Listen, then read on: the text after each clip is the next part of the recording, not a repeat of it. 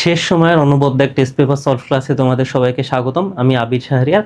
আজ তোমাদের দেখাবো এইচএসসি যুক্তিবিদ্যা সেকেন্ড পেপারের টেস্ট পেপারের বেশ কিছু প্রশ্ন। এই যে টেস্ট পরীক্ষায় কিছুদিন আগে যে টেস্ট পরীক্ষা হলো, সেখানে বাংলাদেশের শীর্ষ কলেজগুলোতে যুক্তিবিদ্যার উপরে অধ্যায়ভিত্তিক যে প্রশ্নগুলো এসেছিল, সিকিউ এমসিকিউ, সেই সবগুলা নিয়ে আমরা আলোচনা করব এবং এর মাধ্যমে এইচএসসি যুক্তিবিদ্যা দ্বিতীয় পত্রের একটা ওভারঅল ভালো আইডিয়া বা একটা ওভারঅল রিভিশন কিন্তু তোমাদের এই ক্লাসের মাধ্যমে হয়ে যাবে। তো চলো আমরা প্রথমে এমসিকিউ দেখব, তারপরে সিকিউ দেখব। চক্রক সংজ্ঞাজনিত অনুপপত্তির দৃষ্টান্ত কোনটি? আমরা জানি যে যুক্তিবিদ্যার দ্বিতীয় পত্রের প্রথম অধ্যায় কি যৌক্তিক সংজ্ঞা, সেখানে বিভিন্ন ধরনের সংজ্ঞা দেওয়া আছে এবং বলা আছে যে কোন সংজ্ঞাগুলা সঠিক এবং কি কি করলে সংজ্ঞাগুলো বেঠিক হয়ে যায়, এবং সেই বেঠিক হলে যে অনুপপত্তি বা ফ্যালাসির যেই সৃষ্টি হয়, সেই ফ্যালাসিগুলা কত ধরনের কি কি। প্রথম আমাদের প্রশ্নটা ওই রিলেটেড, অনুপপত্তির ইংরেজি কি, ফ্যালাসি। এটা থেকেও কিন্তু অনেক সময় প্রশ্ন আসে যে অনুপপত্তির ইংরেজি কি বা ফ্যালাসির বাংলা কি। চক্রক সংজ্ঞাজনিত অনুপপত্তির দৃষ্টান্ত কোনটি? চক্রক সংজ্ঞাজনিত অনুপপত্তি কি, মানে ঘুরে ফিরে যেই সংজ্ঞাটা একই কথাই বলতেছে, মানে যেইটা সংজ্ঞা দিচ্ছে, মানে এইটার ওইটার যে সংজ্ঞাটা দিচ্ছে, সে সংজ্ঞার মাধ্যমে আমরা নতুন কোনো তথ্য জানতে পারতেছি না, আমাদের কোনো ডাউট সলভ হচ্ছে না, আমাদের জ্ঞান বৃদ্ধি হচ্ছে না। আমরা জাস্ট ঘুরে ফিরে যেই নামটা দেওয়া আছে সেই নামটাই আমরা জানতেছি বা সেই বিষয়টাই জানতেছি। যেরকম দেখো, সুখ হলো দুঃখের অভাব, তাহলে এটা কি? এটা না বাচক, মানে এটা নঙার্থক অনুপপত্তি, এক ধরনের নঙার্থক অনুপপত্তি হয়েছে, নঙার্থক সংজ্ঞাজনিত অনুপপত্তি। জীবন হলো বেদনা, এটা হলো গিয়ে মনে করো যে কাইন্ড অফ একই রকম। তারপরে আগুন হয় হুতাশন, দেখো এটাও কিন্তু ঘুরে ফিরে একই কথা বলছে, মানে সিনোনিমাস ওয়ার্ড ইউজ করছে। সিনোনিমাস ওয়ার্ড হলো গিয়ে সংখ্যার ক্ষেত্রে ইউজ করা যাবে না। আর সকল পাখি হয় জীব, এটা তো না আর কি। আচ্ছা, তারপরে আমরা দেখি যে কোন পদগুলো সংজ্ঞায়িত করা যায় না, কোন পদগুলো সংজ্ঞায়িত করা যায় না। সব কিছুর কিন্তু আসলে সংজ্ঞা বা ডেফিনেশন দেওয়া যায় না। কোনগুলা দেওয়া যায় না? দেশ, কাল, আত্মা, সুখ, দুঃখ, আনন্দ, মানে কোনো কিছুর যেই নাম বা হলো গিয়ে কোনো ফিলিংস, এগুলোর কিন্তু আসলে সংজ্ঞা দেওয়া যায় না। তাহলে কি হবে? এক আর তিন, কোনটা হবে? এক আর তিন, এই যে। আবার সংজ্ঞা হতে গেলে কোনো, মানে তোমার আহ, জাতির অংশ হতে হবে বা এইটার হলো গিয়ে কোনো উপজাতি থাকতে হবে। যেরকম দেখো, আমরা আম জাম পেয়ারার জাতি কি ধরতে পারি? আম জাম পেয়ারার জাতি ধরতে পারি ফল। আর আমের উপজাতি কি ধরতে পারি? ল্যাংড়া আম ধরতে পারি, ফজলি আম ধরতে পারি, খিরসাপাত আম ধরতে পারি, হিমসাগর আম ধরতে পারি, তাই না? জামের এরকম কিছু উপজাতি থাকবে, পেয়ারারও কিছু উপজাতি থাকবে, তাই না? আবার ওই উপজাতিগুলো আবার পরবর্তীতে কি জাতি হিসাবে কাজ করবে বা জাতি হিসাবে ব্যবহৃত হবে। এখন আমরা দেখি যে আমাদের যুক্তিবিদ্যা দ্বিতীয় পত্রে কোন কোন কোন কোন কোন সংজ্ঞাজনিত অনুপপত্তির কথা বলা আছে। মানে এই ধরনের সংজ্ঞা আসলে কোনো যৌক্তিক সংজ্ঞা হইতে পারে না। রূপক সংখ্যা কি? দেখো এইখানে কিসের ব্যবহার করা হবে? সংজ্ঞায় সহজ ও সরল পদের পরিবর্তে, মানে সহজ ও সরল পদ ব্যবহার করতে হবে।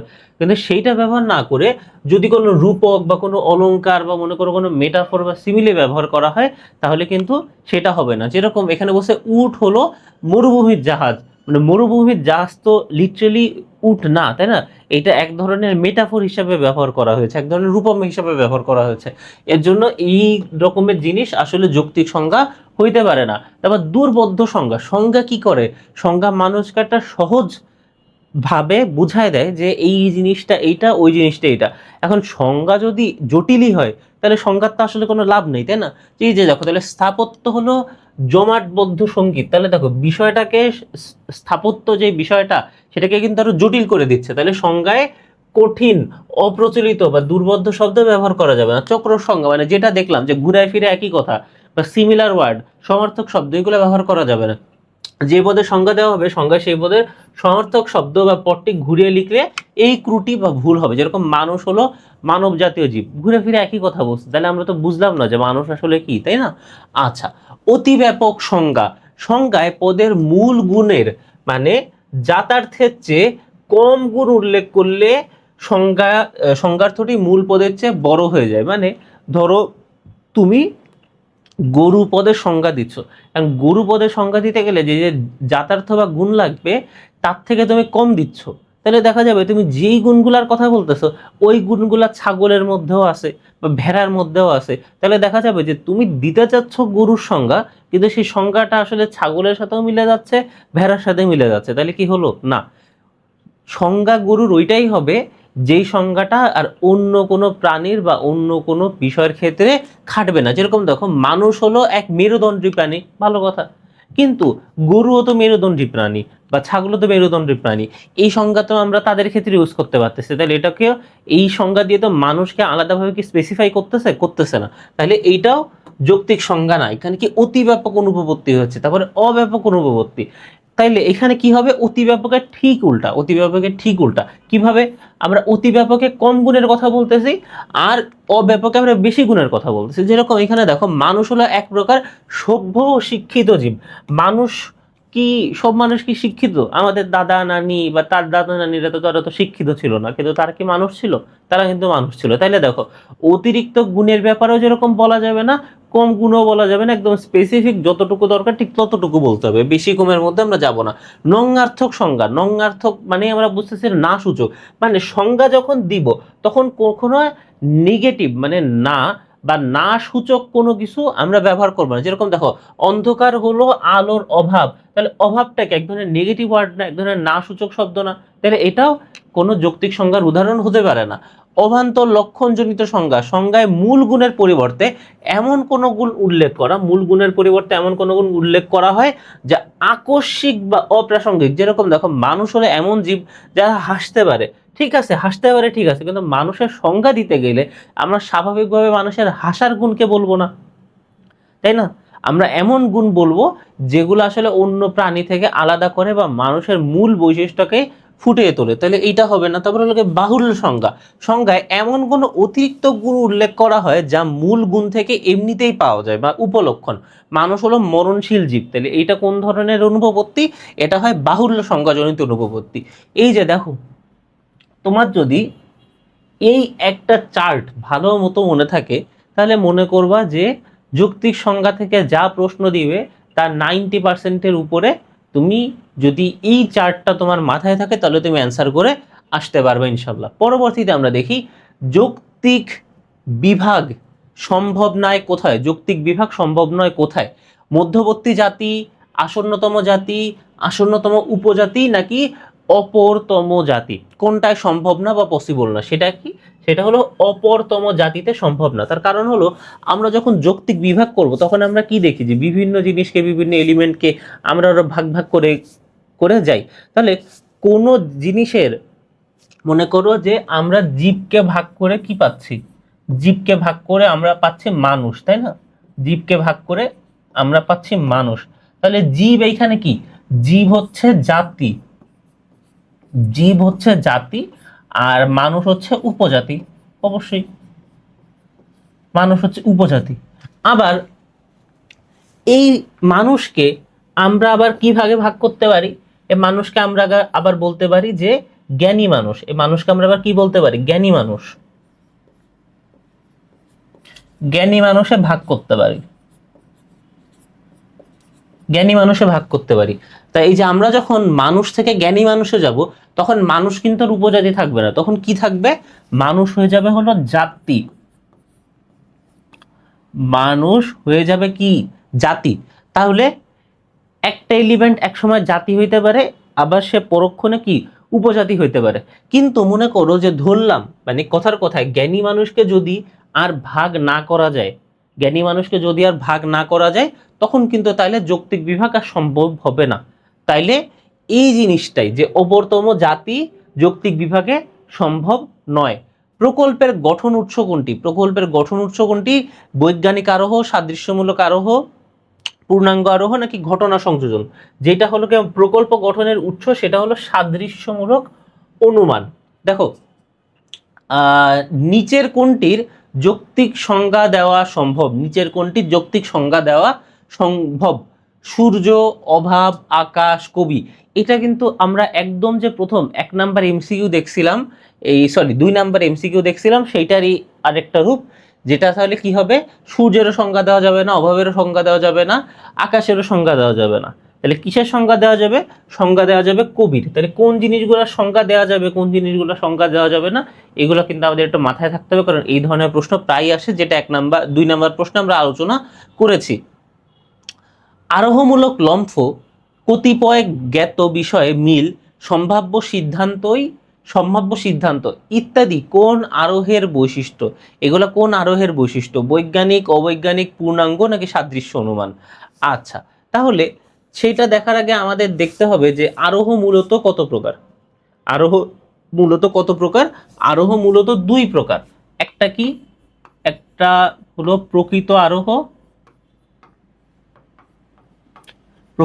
আর আরেকটা কি? অপ্রকৃত আরোহ। একটা প্রকৃত হলে আরেকটা কি হবে?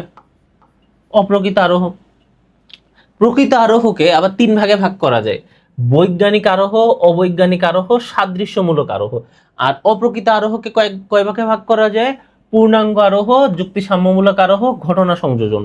তাহলে প্রশ্নটা কি ছিল? যে আরোহমূলক লম্ফ কতিপয় জ্ঞাত বিষয়ে মিল, সম্ভাব্য সিদ্ধান্ত ইত্যাদি কোন আরোহের বৈশিষ্ট্য? এটা কি বৈজ্ঞানিক আরোহ, এটা কি অবৈজ্ঞানিক আরোহ, নাকি পূর্ণাঙ্গ আরোহ, নাকি সাদৃশ্যমান আরোহ? দেখো সাদৃশ্যমান, তাহলে যখনই দেখবা যে কতিপয় জ্ঞাত বিষয়ে মিল আবার সম্ভাব্য সিদ্ধান্ত, তখনই উত্তর হবে সাদৃশ্যমান।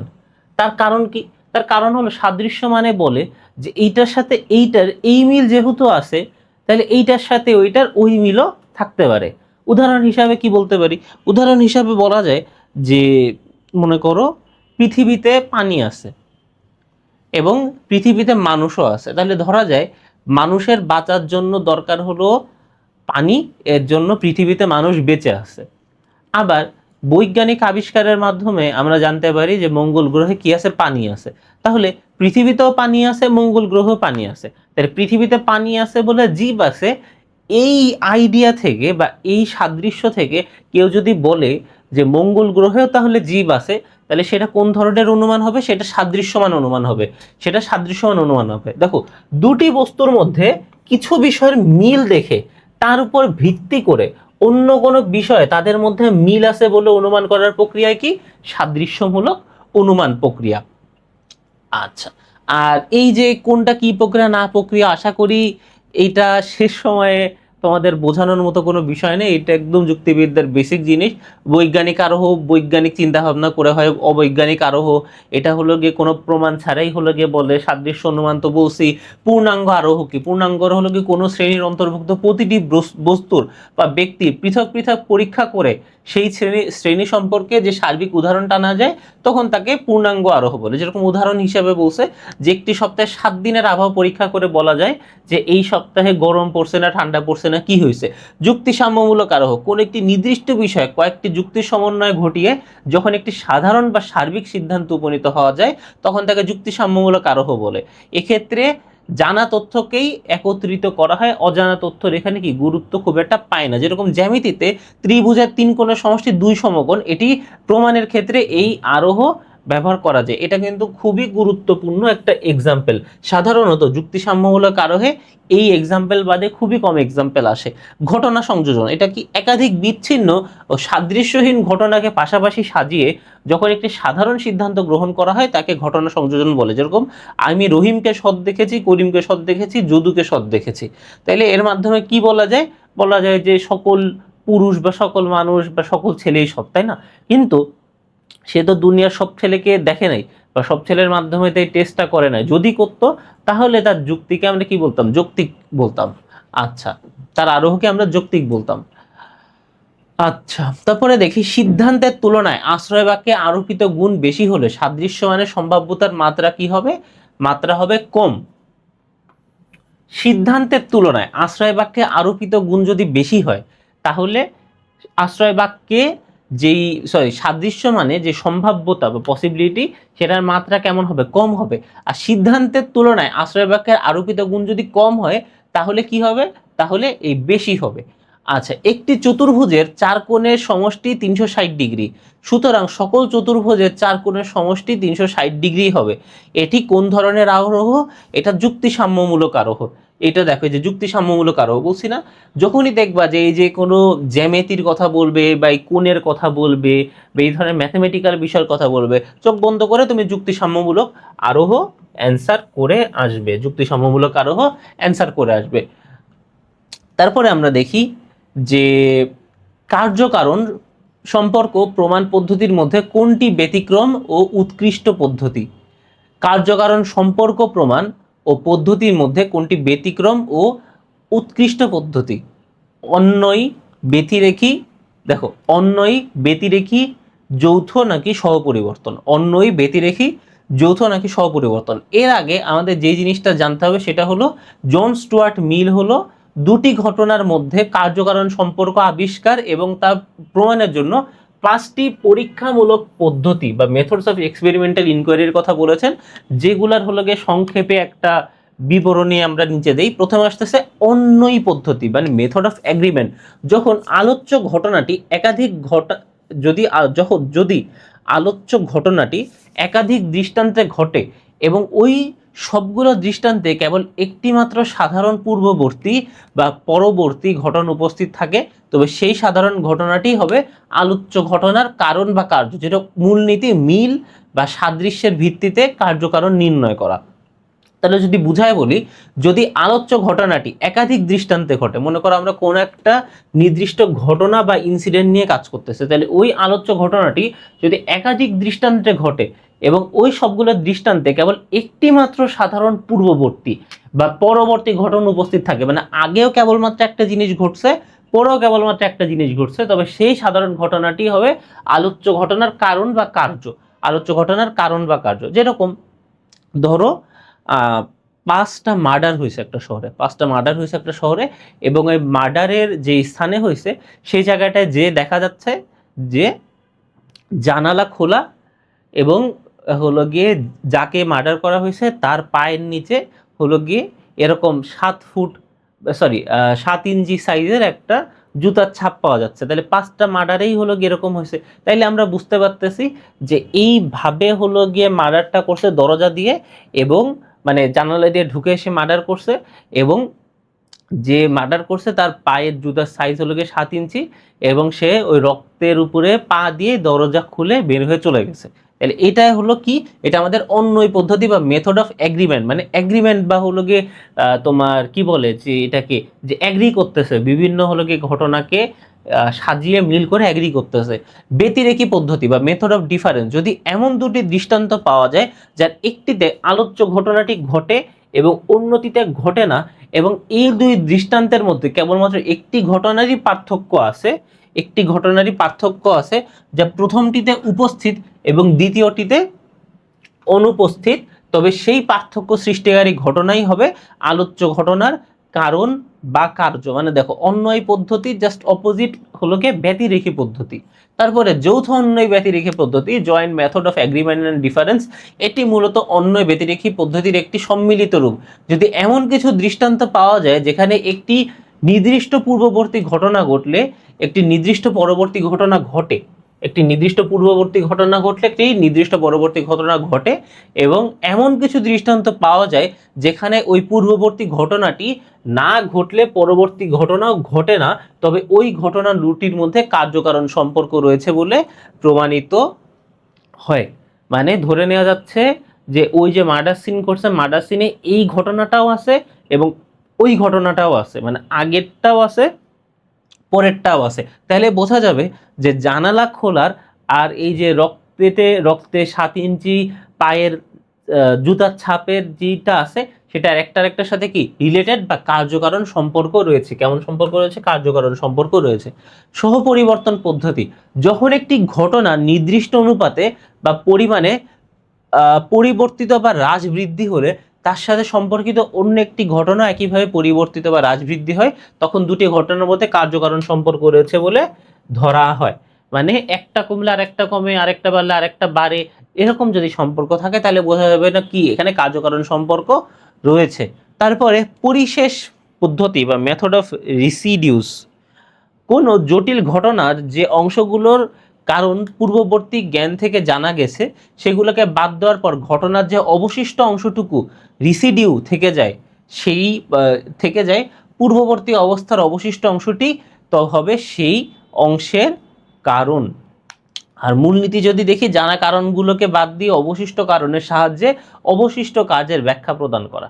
তাহলে আমাদের প্রশ্নটা কি ছিল? কার্যকারণ সম্পর্ক প্রমাণ পদ্ধতির মধ্যে কোনটি ব্যতিক্রম ও উৎকৃষ্ট, কোনটি ব্যতিক্রম ও উৎকৃষ্ট, সেটা হবে ব্যতিরেখী। সেটা কি হবে? ব্যতিরেখী। কোনটি সম্ভাবনা প্রকাশকারী বাক্য, মানে এর ভিতরে কোনটা সম্ভাবনা হচ্ছে? দেখো, গতকাল ছুটি ছিল, তাহলে এটা তো আমরা জানি, এখানে সম্ভাবনার কিছুই নাই, এটা হবে না। কিছু কাক হয় কালো, এটা হলো গিয়ে কোনো সম্ভাবনা না। আজ ছুটি হতে পারে, আগামীকাল ছুটি হতে পারে, তাহলে এইগুলা কি? এর ভিতরে এইগুলা মূলত সম্ভাবনা প্রকাশকারী বাক্য। তার ভিতরে আজ ছুটি হতে পারে, আগামীকাল ছুটি হতে পারে, এইগুলা মূলত উত্তর। তবে আজ ছুটি হতে পারে এটা কি বেশি অ্যাপ্রোপ্রিয়েট। আচ্ছা, তারপরে দেখি মঙ্গল গ্রহে প্রাণীর অস্তিত্বের সম্ভাবনা কোন প্রক্রিয়ার অনুমানে দেখা যায়। এটা কিন্তু একদম এক্সাম্পল দিয়ে তোমাদের বলেছিলাম, এটা হলো সাদৃশ্যমান। সাদৃশ্যমানে সাধারণত এই এক্সাম্পলটাই বারবার আসে। তারপরে গত 10 দিনের মধ্যে 5 দিনই বৃষ্টি হয়েছে, তাই বলা যায় আগামীতে বৃষ্টি হতে পারে। এখানে বৃষ্টির সম্ভাবনা কত? তাহলে এখানে সংখ্যা আছে কি 10 আর 5, তাহলে 10 আর 5 যদি আমি ভাগ করি তাহলে কত পাই? আমি পাবো হলো 0.5, পাবো হলো 0.5, এই 0.5 অ্যান্সার। তারপরে আমরা দেখি যে দ্বিকোটিক বিভাগ হচ্ছে একটি কেমন ধরনের প্রক্রিয়া? এটা অনির্দিষ্ট প্রক্রিয়া, এটা দীর্ঘ প্রক্রিয়া এবং এটা সরল প্রক্রিয়া। এটা কি হবে? সরি, সচল প্রক্রিয়া। দ্বিকোটিক বিভাগ কি? যখন কোনো জিনিসকে দুই দুই ভাগে ভাগ করা যায় বা করা হয়, যখন কোনো জিনিসকে এরকম দুয়ে দুয়ে ভাগ করা হয় তখন সেটাকে বলে দ্বিকোটিক প্রক্রিয়া। যখন সেটাকে কি বলে? দ্বিকোটিক প্রক্রিয়া। এখন দ্বিকোটিক প্রক্রিয়া একই সাথে কি অনির্দিষ্ট প্রক্রিয়া, মানে কতক্ষণ ধরে চলবে সেটা আমরা জানি না।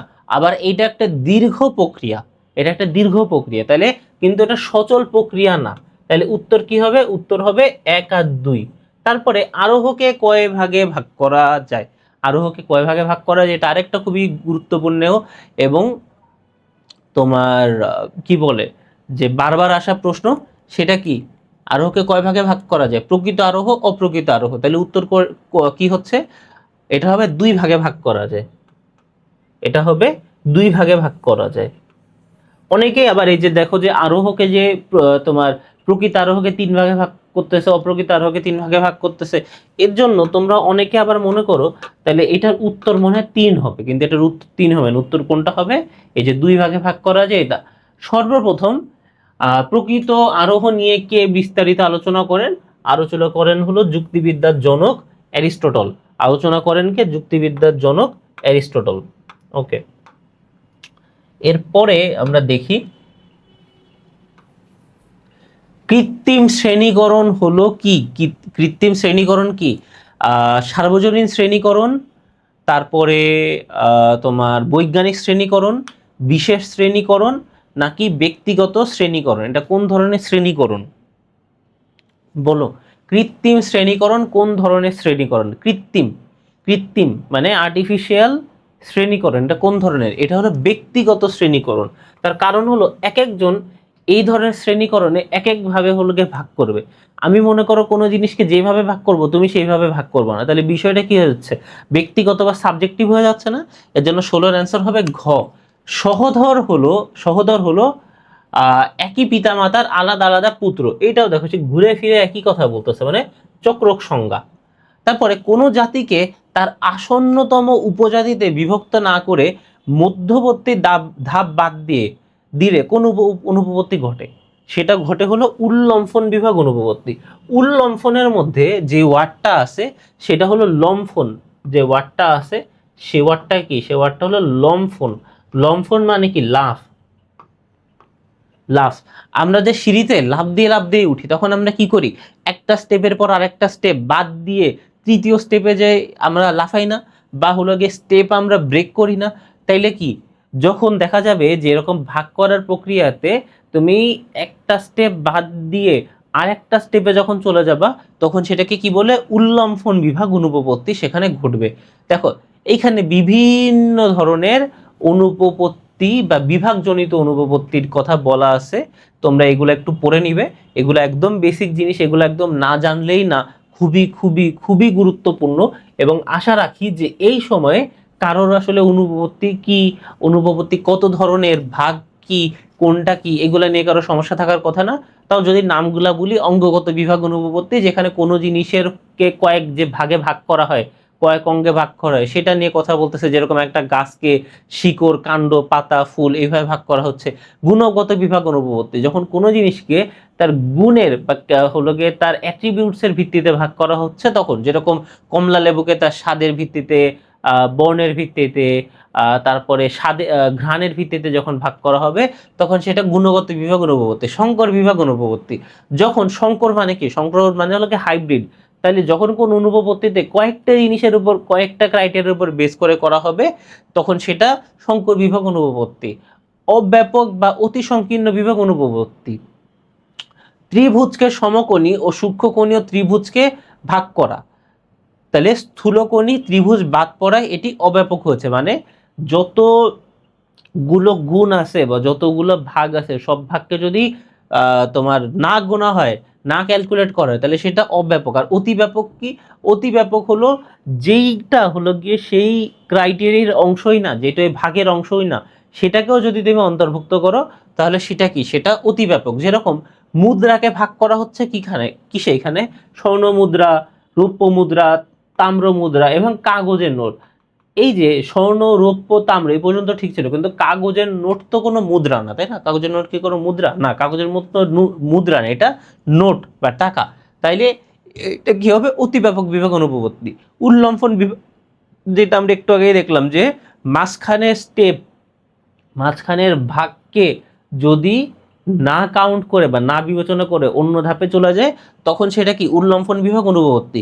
জীবকে সরাসরি ছাত্র, কৃষক ও শিক্ষককে ভাগ করা, এখানে মাঝখানের মানুষ ধাপটিকে বাদ দিয়ে লাফিয়ে পরের ধাপে চলে গেছে। তাহলে আমরা কি জানি যে জীবের পরে মানুষ হবে, মানুষের পরে ছাত্র, কৃষক, শিক্ষক এইরকম হবে। কিন্তু জীবের পর যদি ডিরেক্ট এই যে ছাত্র, কৃষক, শিক্ষকে চলে যায়, তাহলে কি মাঝখানে স্টেপ বাদ দিছে। আর আমি কি বলছি, যখন মাঝখানে স্টেপ বাদ দিবে বা লাফায় অন্য ধাপে চলে যাবে মাঝখানেরটা বাদ দিয়ে, তখন সেটা কি? উল্লম্ফন বিভাগ অনুপপত্তি হবে।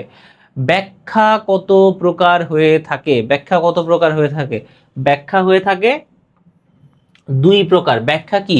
একটা হলো বৈজ্ঞানিক ব্যাখ্যা, মানে যেটা হলো গিয়ে সাইন্টিফিক, যেখানে বানায় কথা বলার কিছু নেই, যেটা হলো গিয়ে ফ্যাক্টের মাধ্যমে প্রমাণ করা হয়, সেটা বৈজ্ঞানিক ব্যাখ্যা। আর লৌকিক ব্যাখ্যা কি?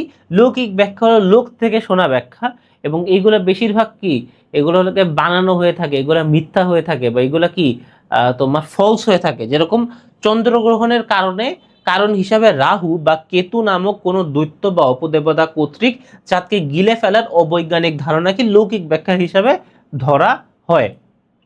আচ্ছা, তারপরে আমরা দেখি যে ধূমপান থেকে ফুসফুসে প্রদাহ হয় বা জ্বালা যন্ত্রণা, ব্যথা হয়, সেখান থেকে শ্বাসকষ্ট হয়।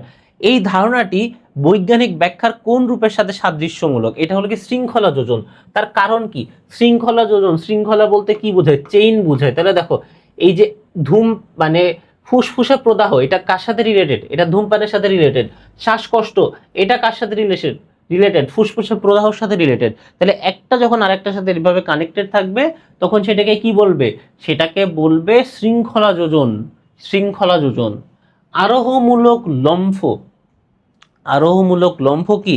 জানা থেকে অজানায় যাওয়া অবশ্যই, বিশেষ থেকে সার্বিকে যাওয়া অবশ্যই, কম ব্যাপক থেকে বেশি ব্যাপকে যাওয়া অবশ্যই। তাহলে উত্তর কি হবে? উত্তর হবে 1 2 3। 1 2 3। প্রকল্পের স্তর কয়টি? এটা খুবই গুরুত্বপূর্ণ একটা এমসিকিউ।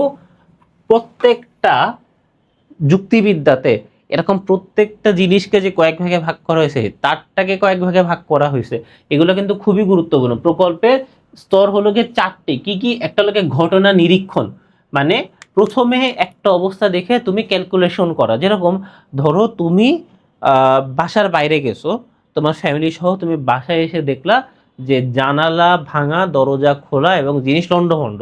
তাহলে এইটা কি? যে ঘটনা নিরীক্ষা করা, যে প্রথমে কোন একটি বিশেষ ঘটনা বা সমস্যা পুঙ্খানুপুঙ্খভাবে পর্যবেক্ষণ ও নিরীক্ষা করা, যে তুমি দরজা খুলে ঢুকতে গেছো, দেখলা যে দরজা খোলা, তারপরে আস্তে আস্তে পা বাড়িয়ে রুমের ভিতরে যখন তুমি ঢুকলা, তখন ডানে ভাবে তাকায় দেখলা যে তোমার ডান পাশের যে জানালা সেটা কি খোলা, তারপরে বিভিন্ন ড্রয়ার খোলা, কাগজপত্র ফেলানো, ফুলদানি পড়ে আছে, বালিশপত্র এক এক জায়গায় এক এক রকম। তাহলে এটা কি তুমি পর্যবেক্ষণ করলা না, অবজারভেশন করলা। তারপরে কি আনুমানিক ধারণা গঠন, মানে জাস্ট ওই সময়ের জন্য তুমি একটা ধারণা গঠন করলা যে আসলে কি হইতে পারে। তাইলে তোমার মাথায় কি আসবে, হয়তো চোর আসছে, তাহলে এরকম দরজা জানালা তো খোলার কথা না, বা হলো দমকা হাওয়ায় যদি খুলেও যায় তাহলে এরকম তো বালিশ টালিশ বা ড্রয়ার তো খুলে যাওয়ার কথা না, তারপরে কাগজপত্রতে এদিক ওদিক থাকার কথা না। তাহলে এটা কি আনুমানিক ধারণা বা ফরমেশন অফ টেন্টেটিভ হাইপোথিসিস। প্রকল্পের ইংরেজি কি? প্রকল্পের ইংরেজি কিন্তু হাইপোথিসিস, এটা আরেকটা গুরুত্বপূর্ণ তথ্য। প্রকল্পের ইংরেজি কি? হাইপোথিসিস। তারপরে কি সিদ্ধান্ত গ্রহণ করা। তাইলে ওই যে তুমি একটা ধারণা নিছো, সেখান থেকে তোমার সিদ্ধান্ত গ্রহণ করতে হবে যে আপাতত সময়ের জন্য, মানে তুমি যে সিদ্ধান্তটা গ্রহণ করতেছো এটা কিন্তু টেম্পোরারি, এটা মাথায় রাখতে হবে। এটা কি? এটা টেম্পোরারি, মানে আপাতত দৃষ্টিতে বা আপাত সময়ে ফাইনাল কারণ ফাইনাল কারণ বা ফাইনাল রিজন জানার আগ পর্যন্ত একটা ধারায় তোমার চলতে হবে, তাই না? সেই সময়ের জন্য তুমি যেই জিনিসটাকে সত্যি মনে করে চলবা সেটাই হলো হাইপোথিসিস বা প্রকল্প, যেটা হলো এখানে সিদ্ধান্ত গ্রহণ বা ডিরেকশনের কথা বলতেছে। তারপরে মানে তুমি যে ধরছো যে চোর চুরি করছে, তারপরে তুমি আরো হলো গিয়ে বিভিন্ন স্টেপ ফলো করবা, বা আরো তুমি ভালোভাবে ক্যালকুলেশন করবা, আরো ভালোভাবে ভেরিফাই করবা। মানে এই মোমেন্টে দেখা গেল যে তুমি 999 কোন দিয়ে বললা যে ভাই আমার এরকম এরকম সমস্যা, আপনি দ্রুত হলো গিয়ে পাশের থানার কি পাঠান, পুলিশ পাঠান। তারা হলো গিয়ে আসলো, তারা ফরেন্সিক টিম আসলো, তার বিভিন্ন জিনিস হলো গিয়ে খুঁজে টুজে দেখলো বা ফিঙ্গারপ্রিন্ট করে ফিঙ্গারপ্রিন্ট ট্রেস করে বুঝলো যে না এখানে তাহলে আসলে চুরি হয়েছে। তাহলে তারা যে ফাইনাল বলবে সেটাই কিন্তু মূল সিদ্ধান্ত, সেটাই কিন্তু মূল সিদ্ধান্ত বা কনক্লুশন। তার আগে তুমি যেটা নিচ্ছে সেটা হলো গিয়ে প্রকল্প বা হাইপোথিসিস। প্রকল্প বা হাইপোথিসিস। মনে করো তুমি নতুন কোনো একটা এলাকায় গেছো এবং এলাকায় যে দেখলা যে ডান দিকে একটা রোড চলে গেছে, বাম দিকে একটা রোড চলে গেছে, এবং তোমার যাইতে হবে কোন জায়গায়? তোমার যাইতে হবে বাস স্ট্যান্ডে। তুমি জানো না যে কোন দিকে গেলে তুমি বাস স্ট্যান্ডে পৌঁছাবা। তাইলে তুমি কি করবা? তুমি কি রাস্তায় এইখানে চুপচাপ দাঁড়ায় থাকবা যে তুমি জানো না, নাকি তুমি যে কোনো একটা রাস্তায় যে দেখবা, বা মনে করো তুমি একটু বুদ্ধি খাটায় দেখবা, তুমি মনে করবা যে এই রাস্তাটাই হলো গিয়ে, যে রাস্তাটা মাটির রাস্তা, এই রাস্তায় হলো কি মাঝখানে হলো কি ঘাস নেই, দুই সাইডে ঘাস আছে, তার মানে কি এই মাঝখানের পথ দিয়ে মানুষ যদি হেঁটে যায় এখানে ঘাস জন্মাইতে পারে নাই। আর তুমি হলো গিয়ে এইখানে দেখলা যে এই জায়গায় এই যে রোডটা, সেখানে রাস্তার মাঝখানেও ঘাস, রাস্তার দুই ধারেও ঘাস। তাহলে কি বুঝলা? যে এই রাস্তা দিয়ে যেহেতু মানুষ হাঁটাচলা করে নাই, তাহলে এই রাস্তা মনে হয় বাস স্ট্যান্ড, যেটা কোনো অঞ্চলের সবচেয়ে জনবহুল এলাকা, তাহলে এটা মানে বাস স্ট্যান্ডের রাস্তা না। তোমার ধারণা ঠিকও হইতে পারে, ভুলও হইতে পারে, কিন্তু এই ধারণার উপর বেসিস করে এইটা দিয়ে তুমি দেখা গেল যে বাস স্ট্যান্ডে পৌঁছাই গেলা বা বাস স্ট্যান্ডে পৌঁছাইতে পারলা না, কিন্তু তুমি যে প্ল্যান প্রোগ্রাম করে একটা ডিসিশন নিচ্ছ সেটাই হলো হাইপোথিসিস বা প্রকল্প। প্রকল্প প্রমাণের সর্বোৎকৃষ্ট উপায় কি? আরোহ সমন্বয়ে পরীক্ষামূলক সমর্থন, ভবিষ্যৎবাণী করার ক্ষমতা, নাকি সংকট উত্তরক দৃষ্টান্ত। এই যে প্রকল্প প্রমাণের সর্বোৎকৃষ্ট উপায় সেটা হলো সংকট উত্তরক দৃষ্টান্ত। তার কারণ কি? সংকট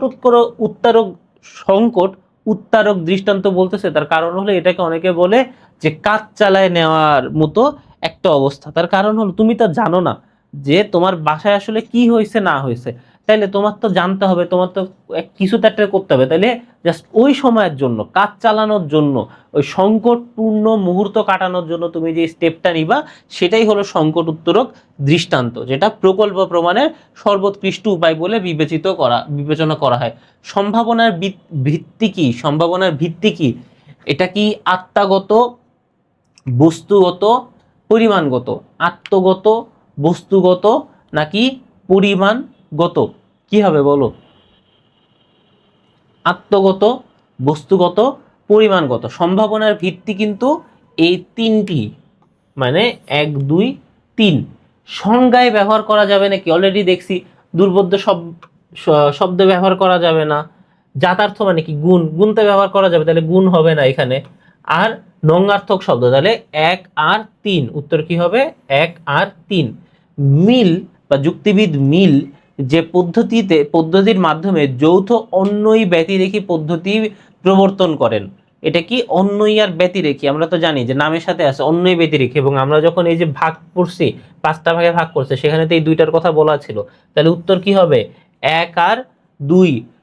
সম্ভাব্যতাকে ব্যাখ্যা বিশ্লেষণ করা যায় কিসের মাধ্যমে? পৌনঃপুনিকতা দিয়ে, আকস্মিকতা দিয়ে, আর গাণিতিক তত্ত্ব দিয়ে। পৌনঃপুনিকতা দিয়ে, আকস্মিকতা দিয়ে, গাণিতিক তত্ত্ব দিয়ে। এটার উত্তর কি হবে বলো? পৌনঃপুনিকতা দিয়ে, আকস্মিকতা দিয়ে, গাণিতিক তত্ত্ব দিয়ে। এটার উত্তরও হবে 1, 2, 3। এই 3 ভাবেই সম্ভাব্যতাকে ব্যাখ্যা বিশ্লেষণ করা সম্ভব। ব্যাখ্যা বিশ্লেষণ করা সম্ভব। আচ্ছা, তারপরে ব্যাখ্যার ইংরেজি প্রতিশব্দ এক্সপ্লেনেশন ল্যাটিন কোন শব্দ থেকে এসেছে? এটি এসেছে এক্সপ্লেনিয়ার শব্দ থেকে। কোন শব্দ থেকে? এক্সপ্লেনিয়ার শব্দ থেকে। দ্বিকটিক বিভাগ প্রকাশ পায় কি? আকারগত রূপ, বস্তুগত রূপ, বৈজ্ঞানিক প্রক্রিয়া নাকি অবৈজ্ঞানিক প্রক্রিয়া? আমরা কিন্তু দ্বিকটিকে বলছি যে এটার আকার কেমন হয়, এই যে দুই ভাগে ভাগ করা হয়, তাহলে কোন জিনিসের আকারকে এখানে প্রকাশ করে। এবার এখানে কি করে? মনে করো এখানে যদি থাকে তোমার জীব, এখানে যদি জীব থাকে তাহলে এইখানে বলবে মানুষ আর অমানুষ। আবার মানুষকে দুই ভাগে ভাগ ভাগ ভাগ করলে যদি বলে যে, বলতে পারে যে জ্ঞানী মানুষ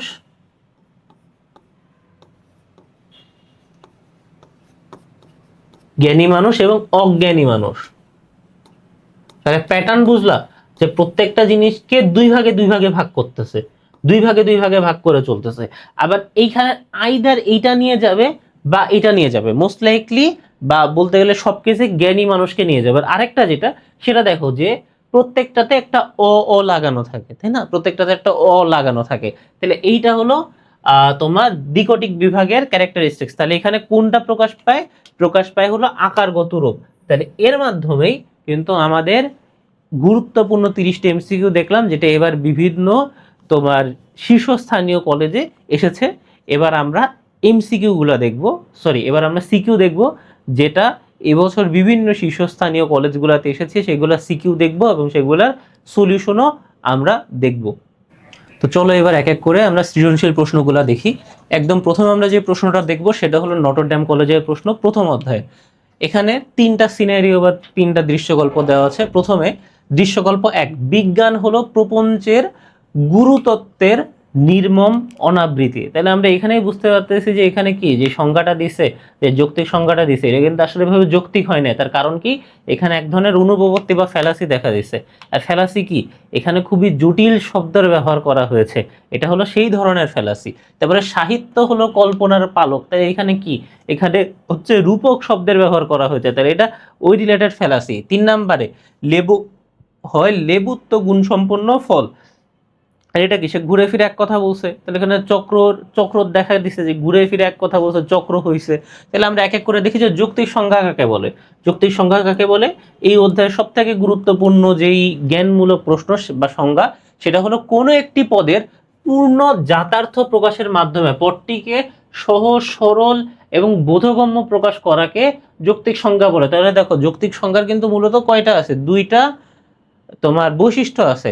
এবং কোন সংজ্ঞা যদি তুমি ভালো মতো জানো, বা একটা ভালো সংজ্ঞার মানে ক্যারেক্টারিস্টিক্সে ওইটা যে একটা ভালো সংজ্ঞার ভিতরে ওই জিনিসের বৈশিষ্ট্য লুকানো থাকে। যেরকম দেখো কোন একটি পদের পূর্ণ জাতার্থ প্রকাশের মাধ্যমে, তাহলে এখানে কি করতে হবে? পূর্ণ জাতার্থের প্রকাশ পাইতে হবে। কোনো যুক্তি সংজ্ঞাতে পূর্ণ যাতায়াতের প্রকাশ পাইতে হবে, এবং যেই জিনিসটা নিয়ে সংজ্ঞা দেওয়া হচ্ছে সেটাকে কি সহজ, সরল এবং বোধগম্যভাবে প্রকাশ করতে হবে।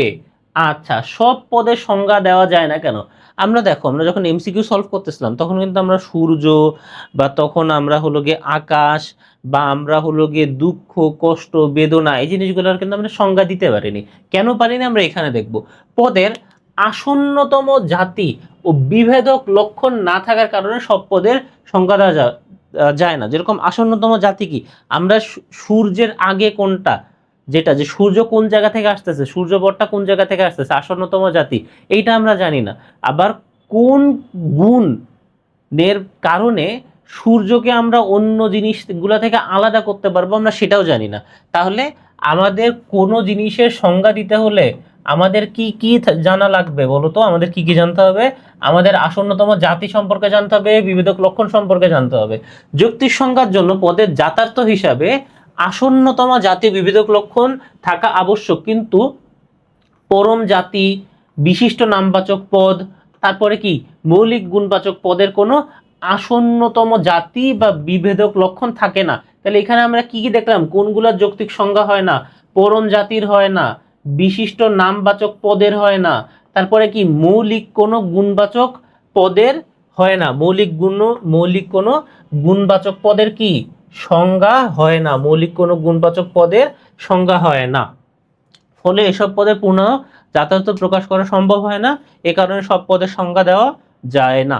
তারপরে আমরা দেখি যে দৃশ্যকল্প 3-এর যৌক্তিক সংজ্ঞার যে বৈশিষ্ট্য প্রকাশ পায় তার সীমাবদ্ধতা আলোচনা করো। তাহলে এখানে কি হচ্ছে?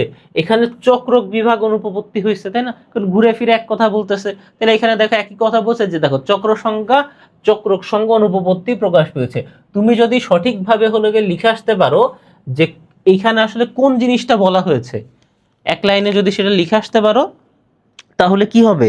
তাহলে 1 মার্ক তোমার গ নাম্বারে নিশ্চিত, এই নাম্বার কেউ ফিরায় আনতে পারবে না। তাহলে যখন আমরা এই সৃজনশীল গ ঘ দেখব তখন আমরা এইটা নিয়ে আলোচনা করব যে একটা সৃজনশীল প্রশ্ন, বিশেষ করে যুক্তিবিদ্যার একটা সৃজনশীল প্রশ্ন কিভাবে লিখতে হবে। আমরা কিন্তু প্রথম পত্র ক্লাসেও বলছি, আজকে আমরা একটু জাস্ট টাচ করে দিই। একদম প্রথমে মনে করো যে এইটা কি জানতে চাইছে সেইটা তুমি এক বাক্যে বলবা, বা সেটার সাথে তুমি সম্মত প্রকাশ করো নাকি করো না, এই জিনিসটা তুমি প্রথম প্যাসেজে বলে দিবা, জাস্ট শেষ, এইটুকুই।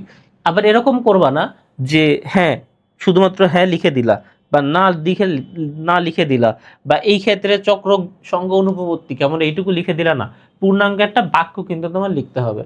তারপরে আমরা দেখি যে যৌক্তিক সংজ্ঞার দ্বিতীয় নিয়ম অনুযায়ী যে পদের সংজ্ঞা দিতে হবে সংজ্ঞায় সেই পদ বা তার কোনো সমার্থক শব্দ ব্যবহার করা যাবে না।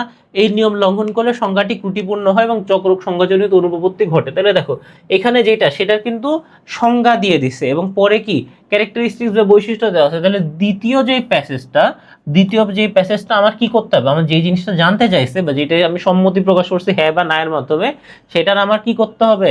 আমার সংজ্ঞা দিতে হবে, আমার এটার বৈশিষ্ট্য সম্পর্কে বলতে হবে, এবং ভালো হয় যদি সংজ্ঞার সাথে একটা উদাহরণও দিতে পারো, তাইলে এখানে কি বলা আছে দেখো, উদ্দীপকের দৃশ্যকল্প 3-এ লেবু পদের সংজ্ঞা দিতে যে পুনরায় লেবু শব্দটি ব্যবহার করে বলা হয়েছে লেবু হয় লেবুত্ব গুণ সম্পর্ক ফল। এখানে সংজ্ঞেয় পদটির সংজ্ঞার্থ পদে ফিরে এসেছে, ফলে পদের নতুন অর্থ ব্যাখ্যা করা হয় নাই। যেহেতু নতুন পদের ব্যাখ্যা করা হয়নি তাহলে এটা কোনো সঠিক সংজ্ঞা না, অনুপপত্তি ঘটেছে। এরূপ ভ্রান্ত সংজ্ঞা সীমাবদ্ধতা হলো এটি পদের অর্থকে সহজ করার পরিবর্তে একটি বৃত্তের মতো, এটা চক্রর মতো বিষয়টাকে ঘুরে, চক্র বা সার্কেল বা চাকরা যেটাই বলো না কেন, যা পদের প্রকৃত অর্থ অস্পষ্ট রেখে দেয়, তাই এটি একটি ত্রুটিপূর্ণ চক্রক সংজ্ঞা হিসাবে বিবেচিত। তাহলে 3 নাম্বার প্যাসেজে আমরা কি করব? 3 নাম্বার প্যাসেজে আমরা যেটা করব সেটা হলো যে আমাদের উদ্দীপকটা একটু তুলে দিব, উদ্দীপকে যেটা বলা হয়েছে সেটা মনে করো আমরা সংক্ষেপে বলে দিব, এবং উদ্দীপকের সাথে ওইটার যে আমরা বলছি যে এটার সাথে সম্পর্ক আছে বা এটার সাথে মিল আছে, আমরা সম্পর্কই বললাম, উদ্দীপকের সাথে সম্পর্ক লজিক্যালি বা যৌক্তিকভাবে আমাদের প্রকাশ করতে হবে, লজিক্যালি প্রমাণ। কিভাবে দেখো, একদম প্রথমে এখানে কি বলছে, উদ্দীপকে যেটা বলা ছিল সেটা কিন্তু সংক্ষেপে এই পর্যন্ত বলা আছে। তারপর এখানে কি বলছে, এখানে সংজ্ঞেয় পদটি সংজ্ঞার্থ পদে ফিরে এসেছে, ফলে অর্থ নতুনভাবে ব্যাখ্যা করা যায়নি, এবং সেটা কি যে ঘুরায় ফিরে একই কথা সমার্থক শব্দের ব্যাপারে বলছে, উদ্দীপকে এটা করছে। তারপরে বলতেছে যে আমরা যেটার কথা বলতেছি যে চক্রক সংজ্ঞাজনিত অনুপপত্তি, এখানেও এই জিনিসগুলাই দেখা যায়, যেহেতু উদ্দীপকের এটাতেও সেম বৈশিষ্ট্য, আমরা যেটা বলছি এটাও সেম বৈশিষ্ট্য, অতএব প্রমাণ পাই বা অতএব আমরা এই সিদ্ধান্ত উপনীত হতে পারি যে উদ্দীপকে যে সংজ্ঞাটা দেওয়া হয়েছে সেটা কি চক্রক সংজ্ঞাজনিত অনুপপত্তি। তাহলে দেখো এইভাবে যদি তুমি যুক্তিবিদ্যার কোনো প্রশ্নের অ্যান্সার করো, তাহলে যদি ভিতরে কোনো স্পেলিং ভুল না যায় বা যদি তোমার উত্তর অতিরিক্ত শর্ট না হয়, তাহলে 3-3 পাওয়া কিন্তু কোনো জটিল বিষয় না। 3-3 পাওয়া কিন্তু কোনো জটিল বিষয় না। ঘ নাম্বার আমরা দেখি প্রশ্নটা আগে। দৃশ্যকল্প 1 ও দৃশ্যকল্প 2 যুক্তি সংজ্ঞার আলোকে মূল্যায়ন করো। তাহলে দৃশ্যকল্প 1 এ দৃশ্যকল্প 2 এ কোন ধরনের যৌক্তিক সংজ্ঞার এখানে অনুপপত্তি ঘটেছে আমরা দেখি। প্রথমটা কি? প্রথমটা হলো কি দুর্বোধ্য সংখ্যা, মানে সংখ্যাটা খুবই ক্রিটিক্যাল করছে। সংখ্যা তো দুর্বোধ্য করা যাবে না। যে বিজ্ঞান হলো প্রপঞ্চের গুরু তত্ত্বের নির্মম অনাবৃত্তি, তাইলে সংখ্যাকে এরকম জটিল করা যাবে? সংখ্যাকে এরকম ক্রিটিক্যাল করা যাবে? সংখ্যাকে এরকম দুর্বোধ্য করা যাবে? যাবে না। আর দ্বিতীয় সংখ্যাতে কি করছে? রূপক সংখ্যা করছে। রূপক সংখ্যা যেরকম সত্য হলো কল্পনার পালক, এখানে কি রূপক শব্দ ব্যবহার করেছে। তাহলে এইগুলা কি কোনো যৌক্তিক সংজ্ঞার মধ্যে পড়ে? যৌক্তিক সংজ্ঞার মধ্যে পড়ে না। এগুলা কি? এগুলো হলো কি নিয়মের পরিপন্থী। এগুলো নিয়মের পরিপন্থী। তাই এগুলা কোন নিয়মের পরিপন্থী এবং এটা আসলে কোন কোন অনুপপত্তি সেটা আমরা এক প্যাসেজে প্রথম প্যাসেজে বলে দিব। প্রথম প্যাসেজে বলে দিব। তারপর আমরা কি করব? যৌক্তিক সংজ্ঞার তৃতীয় নিয়ম অনুসারে সংজ্ঞার ভাষা হবে সহজ ও স্পষ্ট এবং এতে কোনো রূপক বা দুর্বোধ্য ভাষা ব্যবহার করা যাবে না। এই নিয়ম লঙ্ঘন করলে রূপক সংজ্ঞাজনিত অনুপপত্তি অথবা দুর্বোধ্য সংজ্ঞাজনিত অনুপপত্তি ঘটে। তাহলে এখানে কি? এখানে ডিরেক্ট আমার বলে দিছে যে বিষয়টা কি হয়েছে না হয়েছে না কি জানতে চাইছে না চাইছে।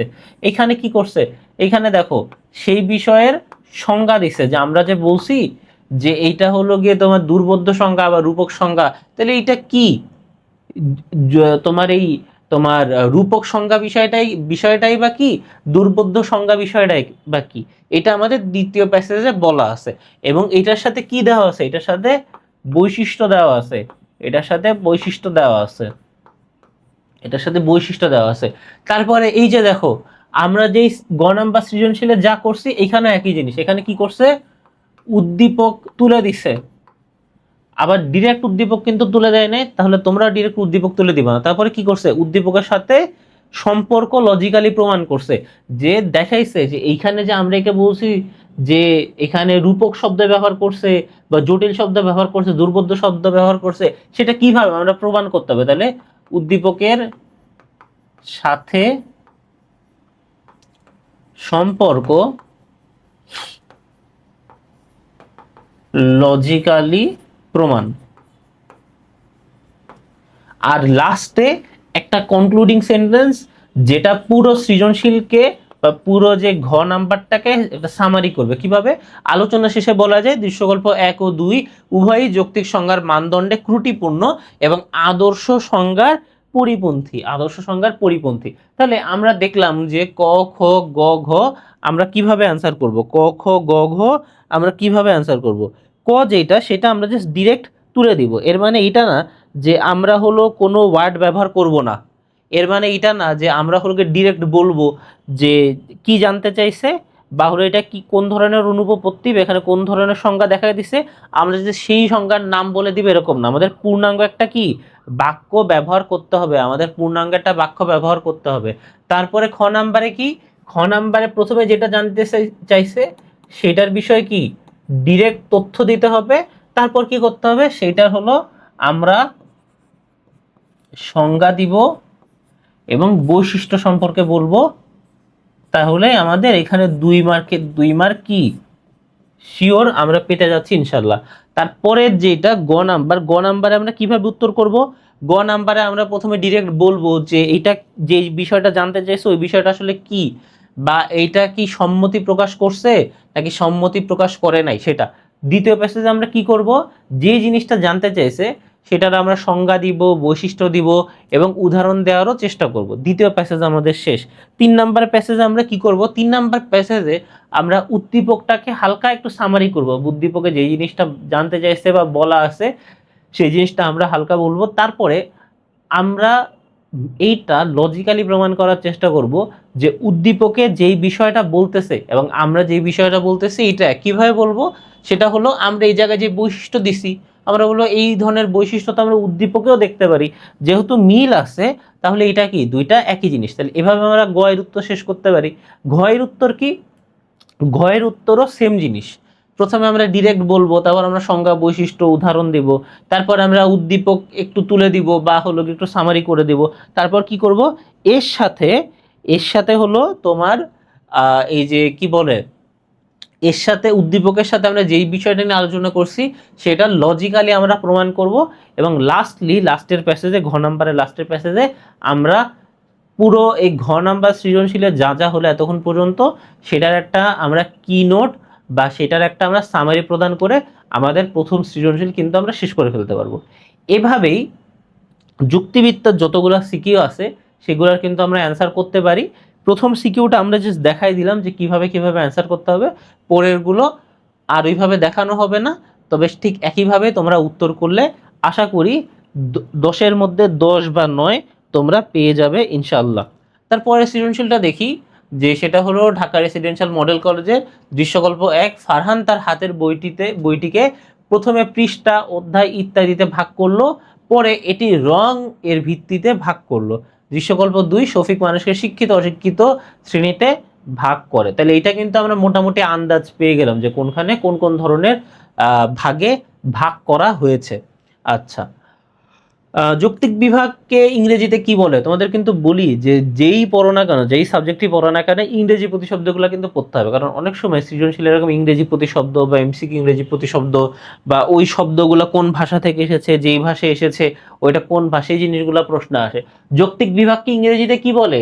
লজিক্যাল ডিভিশন বলে, লজিক্যাল ডিভিশন বলে। তারপরে দ্বিকোটিক বিভাগে কিভাবে বিভাজন হয় আমরা কিন্তু এমসিকিউ দেখাই দিছি, এমসিকিউ সময় কিন্তু ধাপে ধাপে দেখাই দিছে। দ্বিকোটিক বিভাগে একটি পদ বা শ্রেণীকে তার দুটি বিরুদ্ধ উপশ্রেণীতে বিভক্ত করা হয়। কিভাবে? দ্বিকোটিক বিভাগ মূলত একটি আকারগত প্রক্রিয়া। এই যে দেখো এমসিকিউ কিন্তু আসছিল, কেমন প্রক্রিয়া? আকারগত প্রক্রিয়া। এখানে পদের বিভক্তিকরণে কোনো বাস্তব গুণের প্রয়োজন হয় না, কোনো বাস্তব গুণ এখানে দেখে না, জাস্ট আকার বা বাইরে বাইরে থেকে দেখে ভাগ করা হয়। এক্ষেত্রে একটি জাতিকে তার অন্তর্গত দুটি বিরুদ্ধ জাতিকে ভাগ করা হয়, যার একটি থাকে কি সদর্থক বা অ্যাফার্মেটিভ বা নির্দিষ্ট, অন্যটি থাকে নঙর্থক বা নেগেটিভ বা অনির্দিষ্ট। অর্থাৎ একটিতে কোনো নির্দিষ্ট গুণ উপস্থিত থাকে এবং অন্যটিতে তা অনুপস্থিত থাকে। যেরকম মানুষকে ভাগ আমরা কি করছি? শিক্ষিত অশিক্ষিত। তাহলে দেখো প্রথমটা কিন্তু নির্দিষ্ট গুণের ভিত্তিতে, হাবিজাবির ভিত্তিতে আমরা করছি, আর পরে যেটা ওইখানে সেই গুণটা জাস্ট মিসিং, এই জন্য ওই ওয়ার্ডের সাথে আমরা অ যোগ করে দিয়ে দিছি, উপসর্গ লাগিয়ে আমরা বসাই দিছি। এই দুই ভাগে ভাগ করা, এটি মূলত এ এবং নয় এ, মানে প্রথমটাই হলো গিয়ে দেখা গেল যে শিক্ষিত, এটা নর্মাল থাকবে এবং এর আগে একটা নট বসবে, তাহলে নট এর হলো গিয়ে বাংলা কি হয়? নটের বাংলা হলো গিয়ে অ হয়। তাহলে শিক্ষিত অশিক্ষিত, জ্ঞানী অজ্ঞানী, সচল অচল, এইভাবে হলো গিয়ে আমরা ভাগ করব। এই নীতিতে কাজ করে থাকে। দৃষ্টান্ত 1-এ কোন ত্রুটি আছে বলে তুমি ব্যাখ্যা করো? এটা আছে অঙ্গগত বিভাগজনিত অনুপপত্তি। তার কারণ কি?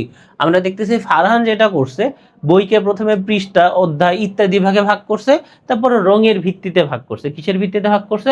রঙের ভিত্তিতে ভাগ করছে। এখানে কোন ধরনের ত্রুটি আছে?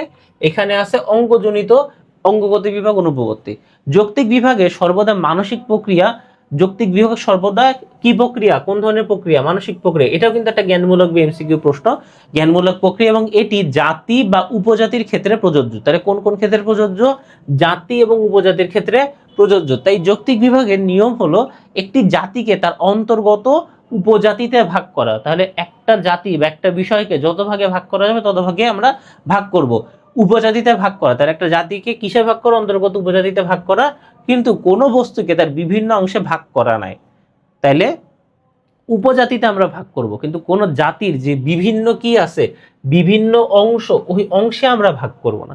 যেরকম ধরো আমরা যখন বইকে ভাগ করব তখন কিন্তু আমরা এইভাবে ভাগ করব যে নাটকের বই, উপন্যাসের বই, ছড়ার বই, কৌতুকের বই, তাই না? এইভাবে ভাগ করব, কিন্তু এইভাবে ভাগ করব না যে নাটক একটা বইয়ের তোমার সূচনার অংশ, উপসংহারের অংশ, বা পাঠ্যসূচির অংশ, বা মলাটের অংশ, মূল বইয়ের অংশ, এইভাবে কিন্তু আমরা ভাগ করব না, তাই না?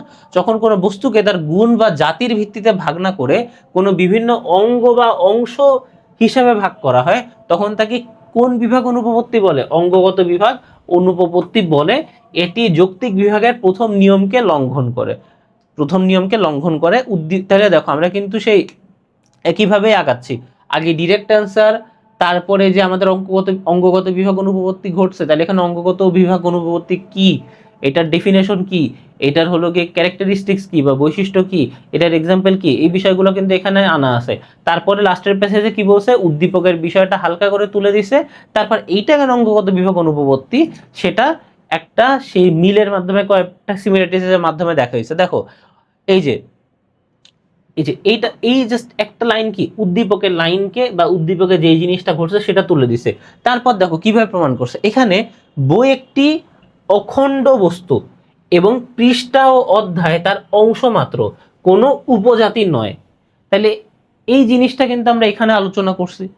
ফারহান বইটিকে তার গাঠনিক অংশে বিভক্ত করায় এখানে অঙ্গগত বিভাগজনিত ত্রুটি দেখা দিয়েছে। তার কারণ হলো এই যৌক্তিক বিভাগ কি একটা মানসিক প্রক্রিয়া, কিন্তু সে কোন ভাগে ভাগ করছে, সে ভাগ করছে গাঠনিক অংশে বিভক্ত করছে, তাহলে এটা কোন ধরনের অনুপপত্তি? এটা অঙ্গগত বিভাগ অনুপপত্তি। তাইলে দেখো লেখার স্টাইল বা লেখার ধাঁচ কিন্তু একই রকম। লেখার ধাঁচ যদি তুমি বুঝতে পারো তাহলে সৃজনশীল লেখা কিন্তু কোনো বিষয় না, যদি তুমি জিনিসটা জানো যে আসলে কোন জিনিসটা জানতে চাওয়া হয়েছে। ঘ নাম্বারে আমরা দেখি দৃষ্টান্ত 2 যৌক্তিক বিভাগের সঠিক প্রকৃতি প্রকাশ পেয়েছে, মূল্যায়ন করে। এখানে কি বলছে, শফিক মানুষকে শিক্ষিত অশিক্ষিত দুই ভাগে ভাগ করছে। হ্যাঁ, এটা কোন ধরনের বিভাগ? তাহলে এটা কি হয়েছে, এখানে সঠিক ভাগে ভাগ করতে পেরেছে, এবং এটা কি যুক্তির সাথে কি সে সহমত প্রকাশ করছে, বা বলছে যথার্থ, বা বলছে যে যুক্তির সাথে আমি একমত প্রকাশ করি, বা যথার্থ বা যুক্তিটি সঠিক, এরকম ভাবে বলতে পারো। তারপরে যৌক্তিক বিভাগ হলো একটি মানসিক প্রক্রিয়া, আমরা অলরেডি দেখছি এটা কেমন ধরনের প্রক্রিয়া, মানসিক প্রক্রিয়া। এই প্রক্রিয়ার মাধ্যমে কোনো জাতিবাচক বা শ্রেণীবাচক পদকে একটি মূলনীতির ভিত্তিতে তার অন্তর্গত উপজাতি ও নিম্নতর শ্রেণীতে বিভক্ত করা হয়। তাহলে কিসে কিসে বিভক্ত করা হয়? উপজাতি বা নিম্নতর শ্রেণীতে বিভক্ত করা হয়। যেমন সততা গুণকে মূল সূত্র হিসাবে মানুষ পদকে সৎ এবং অসৎ পদে বিভক্ত করা। তাহলে সৎ মানুষ, অসৎ মানুষ, এরকম। তাহলে মানুষ এইখানে কি, মানুষ এখানে ব্যক্তার্থ, আর শতার্থ এখানে হলো, সততা এখানে কি জাতার্থ। তাহলে এই ক্রাইটেরিয়ার উপর ভিত্তি করে মানুষকে কি ভাগে, কয় ভাগে ভাগ করতেছে? দুই ভাগে, সৎ মানুষ অসৎ মানুষ, এভাবে করায় একটি যথার্থ যৌক্তিক বিভাগ প্রক্রিয়া। এই বিভাগে পদের ব্যক্তার্থ পরিমাণগত দিক প্রকাশ পায়, যেখানে জাতি বা মূল পদের ব্যক্তার্থ উপজাতি বা উপশ্রেণীর সমান হয়। তাহলে উদ্দীপকে কি ঘটছে আমরা আবার সেই বিষয়টাই দেখব। উদ্দীপকের দৃষ্টান্তে 2 শফিক মানুষকে শিক্ষিত অশিক্ষিত দুই ভাগে ভাগ করছে। এই ভাগকরণে সে শিক্ষা নামক একটি মূলনীতি অনুসরণ করেছে। তাহলে এখানে কি শিক্ষা হলো এর জাতার্থ বা গুণের হিসাব, নামক একটি মূলনীতি অনুসরণ করেছে। এ কারণে এটি যৌক্তিক বিভাগের দৃষ্টান্ত। যৌক্তিক বিভাগের নিয়ম অনুযায়ী বিভাজক উপজাতিগুলোর যোগফল বা মূল জাতির সমান হতে হয়। এখানে শিক্ষিত ও অশিক্ষিত মানুষের সমষ্টি মোট মানব জাতির সমান। তার মানে কি, পৃথিবীতে যত মানুষ আছে তাদেরকে তো দুই ভাগে আমরা ভাগ করতে পারি, শিক্ষিত বা অশিক্ষিত, এর বাইরে তো আর কিছু নাই, তাই না? আইদার হি ইজ শিক্ষিত অর হি ইজ অশিক্ষিত, বা শি ইজ শিক্ষিত অর শি ইজ অশিক্ষিত। তাহলে যখন আমরা সম্পূর্ণ মানব জাতিকে তোমার শিক্ষার ক্রাইটেরিয়ার উপরে বেস করব, তাহলে আমরা সবাইকে কাউন্ট করছি। তাহলে এখানে বিষয়টা কি যাচ্ছে, সামগ্রিক হচ্ছে। এছাড়া উপজাতিগুলো পরপর বিচ্ছেদক হয়, যা এখানে বিদ্যমান। অতএব শফিকের এই বিভাজন প্রক্রিয়াটি যৌক্তিক বিভাগের নিয়মাবলী সঠিকভাবে অনুসরণ করেছে এবং এটি একটি যৌক্তিক বিভাগ হিসেবে গণ্য। শেষ, ভেরি ইজি। প্রথমে আমাদের ডিরেক্ট বলে দিছে, তারপর এখানে কি করছে, ডেফিনেশন, ক্যারেক্টারিস্টিক্স এবং এক্সাম্পল দিচ্ছে। তারপর এখানে কি উদ্দীপক দিছে, এবং উদ্দীপকের সাথে যে বিষয়টা আমরা বলছি সেটাকে কি হলো মিল করছে বা প্রমাণ করে দেখাইছে। আর লাস্টে কি করছে, একটা সামারি বা একটা কি করছে, একটা তোমার এটাকে কি বলে, কনক্লুশন টেনে দিচ্ছে, হাইস্ট 1টা থেকে 2টা লাইনের মাধ্যমে। শেষ। 3 নম্বর প্রশ্ন, নটরডেম কলেজে রেজা একটি পুরনো ফার্নিচারের দোকানে কয়েকটি কাঠের খাট, আলনা ও 4টি পায়া পেল। সে এগুলোকে জোড়া লাগিয়ে বুঝতে পারলো এটি একটি খাট, ভেরি গুড। আর দৃশ্যকল্প 2 কি, তপন সাজেক বেড়াতে গিয়ে স্থানীয়দের সাথে একে একে কথা বলে জানতে পারলো তারা সবাই কৃষি কাজ করে জীবিকা নির্বাহ করে। তাহলে যুক্তিসাম্যমূলক আরোহের সংজ্ঞা দাও। আর সংজ্ঞা চাইছে, আমরা দেখি সংজ্ঞাটা। যে আরোহ অনুমানে একটি বিশেষ জ্যামিতিক ক্ষেত্র বা গাণিতিক সত্যের উপর ভিত্তি করে ওই জাতীয় সকল ক্ষেত্র বা সত্য সম্পর্কে সিদ্ধান্ত গ্রহণ করা তা যুক্তি সাম্যমূলক আরোহ বলে। দেখো এটা নিয়েও কিন্তু এমসিকিউ আসছিল এবং আমি বলেও দিয়েছিলাম যে যুক্তি সাম্যমূলক আরোহ আসলে কি। যুক্তি সাম্যমূলক আরোহে সবসময় জ্যামিতি বা গণিত বা মাপ বা ক্যালকুলেশন এই ধরনের হিসাব থাকবে। এমসিকিউ এর ক্ষেত্রে যদি দেখো যে এই ধরনের বিষয় নিয়ে আলোচনা করতেছে, চোখ বন্ধ করে যুক্তি সাম্যমূলক আরোহ বলে দিবা। আর যদি সংজ্ঞা জানতে চাই তাহলে সংজ্ঞা কি হবে এখানে তো দেওয়াই আছে।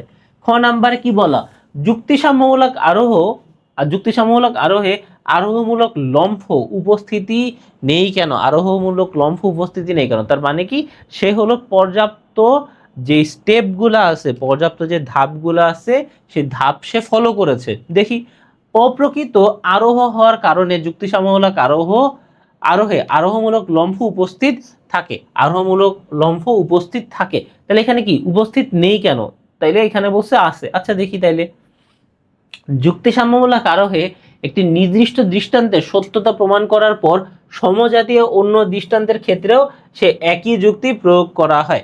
এখানে অভিজ্ঞতার উপর ভিত্তি করে কোনো নতুন সত্য আবিষ্কার করা হয় না। তাহলে অভিজ্ঞতার উপর ভিত্তি করে কিন্তু কোনো কাজ করা হয় না, যা আগে থেকে আমরা জানি সেই বিষয়ের উপর কাজ করে, বরং জ্যামিতিক বা গাণিতিক প্রমাণের মতো একটি নিশ্চিত সিদ্ধান্ত গ্রহণ করা হয়। তাই এতে আরোহের প্রধান বৈশিষ্ট্য আরোহমূলক লম্ফ থাকে না, আরোহমূলক লম্ফ থাকে না। তাই অপ্রকৃত আরোহ হওয়ার কারণে যুক্তিসম্মমূলক আরোহে আরোহমূলক লম্ফ অনুপস্থিত থাকে, মানে উপস্থিত থাকে না। তার কারণ কি, সেটা প্রথমত অপ্রকৃত আরোহ, এবং এখানে আমরা আসলে কোনো জিনিস অনুমান করতেছি না, আমরা অলরেডি জানি যে ত্রিভুজের আকৃতি কেমন, চতুর্ভুজের আকৃতি কেমন, কত ডিগ্রি, কত হলো গিয়ে তোমার মাপ থাকে, মান থাকে, আমরা অলরেডি জানি। যেহেতু আমরা জানি তাহলে আমাদের তো আলাদা করে কোনো কিছু তোমার প্রেডিক্ট করতে হচ্ছে না, আলাদা করে কোনো কিছুতে আমরা হলো কি বলে যে ঢিল মারতে হচ্ছে না, বা কোনো ধরনের লাফ দিতে হচ্ছে না, কোনো ধরনের লিপ করতে হচ্ছে না। এর জন্য এখানে কি আরোহমূলক লম্ফ থাকে না। গ নাম্বারে কি বলেছে দেখি, দৃশ্যকল্প একে যে শ্রেণীর আরোহকে নির্দেশ করে তাকে প্রকৃত আরোহ বলা যায় কিনা। এখানে কি বলছে, এই যে একটি পুরনো ফার্নিচারের দোকানে কয়েকটি কাঠের খাট, আলনা ও চারটি পায়ে পেলো, সেগুলোকে জোড়া লাগিয়ে বুঝতে পারলো এটি একটি খাট। তাহলে এটা কি প্রকাশ পায় কিনা আমরা দেখি। দৃশ্যকল্প একে ঘটনা সংযোজন আরোহকে নির্দেশ করা হয়েছে যাকে প্রকৃত আরোহ বলা যায় না, ঘটনা সংযোজন আরোহ। তাহলে আমরা যদি জানি, আমরা তো জানি অলরেডি এবং আজকের ক্লাসেও দেখছি যে আরোহ কত প্রকার, প্রকৃত আরোহ, অপ্রকৃত আরোহ, দুই ভাগে ভাগ করা যাচ্ছে। প্রকৃত আরোহকে তিন ভাগে ভাগ করা যায়, অপ্রকৃত আরোহকে তিন ভাগে ভাগ করা যায়। এরকম প্রকৃত আরোহের প্রধান বৈশিষ্ট্য হলো আরোহমূলক লম্ফ এবং কার্যকারণ সম্পর্ক বা প্রকৃতির নিয়মানুবর্তিতা নীতি। তাহলে দেখো এই বিষয়গুলা থাকতে হবে। যদি কোনোটাকে আমরা প্রকৃত আরোহ বলতে চাই, কোনোটাকে যদি আমরা প্রকৃত আরোহ বলতে চাই, তাহলে আমাদের এই বিষয়গুলো থাকতে হবে। ঘটনা সংযোজন আমরা কেবল আমাদের পর্যবেক্ষণ করা তথ্যগুলো একত্রিত করি। তাহলে ঘটনা সংযোজনে আমরা কি করি, আমরা যতটুকু তথ্য জানি বা ততটুকু তথ্য ক্যালকুলেট করতে পারছি সেগুলো নিয়ে আমরা কাজ করি। উদ্দীপক আমরা দেখছি যে সেই ছেলেটা কয়েকটা জিনিস পাইছে, কয়েকটা জিনিস গ্যাদার করছে, সে ওইটুকু তথ্যের ভিত্তিতে একটা কনক্লুশন বা একটা সত্যি দাঁড় করাইছে, যেটা হলো সে হলো একটা খাটের পায়া বা সেটা যে একটা খাট সেটা দাঁড় করাইতে পারছে। ঘটনা সংযোজনে আমরা কেবল আমাদের পর্যবেক্ষণ করা তথ্যগুলোকে একত্রিত করি। এখানে জানা থেকে অজানা যাওয়ার কোনো পদক্ষেপ নেই, জানা থেকে অজানা যাওয়ার কোনো পদক্ষেপ নেই, কারণ এখানে অজানার কোনো বিষয়ই নেই।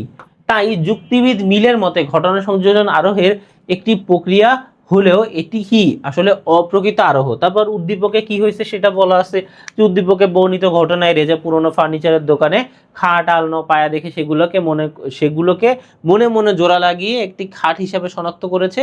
এটি বিচ্ছিন্ন কিছু অভিজ্ঞতাকে একটি সাধারণ ধারণার অধীনে নিয়ে আসার প্রক্রিয়া মাত্র, যা ঘটনা সংযোজন আরোহের একটি দৃষ্টান্ত। বুঝলাম আমরা। ঘ নাম্বারে কি, দৃশ্যকল্প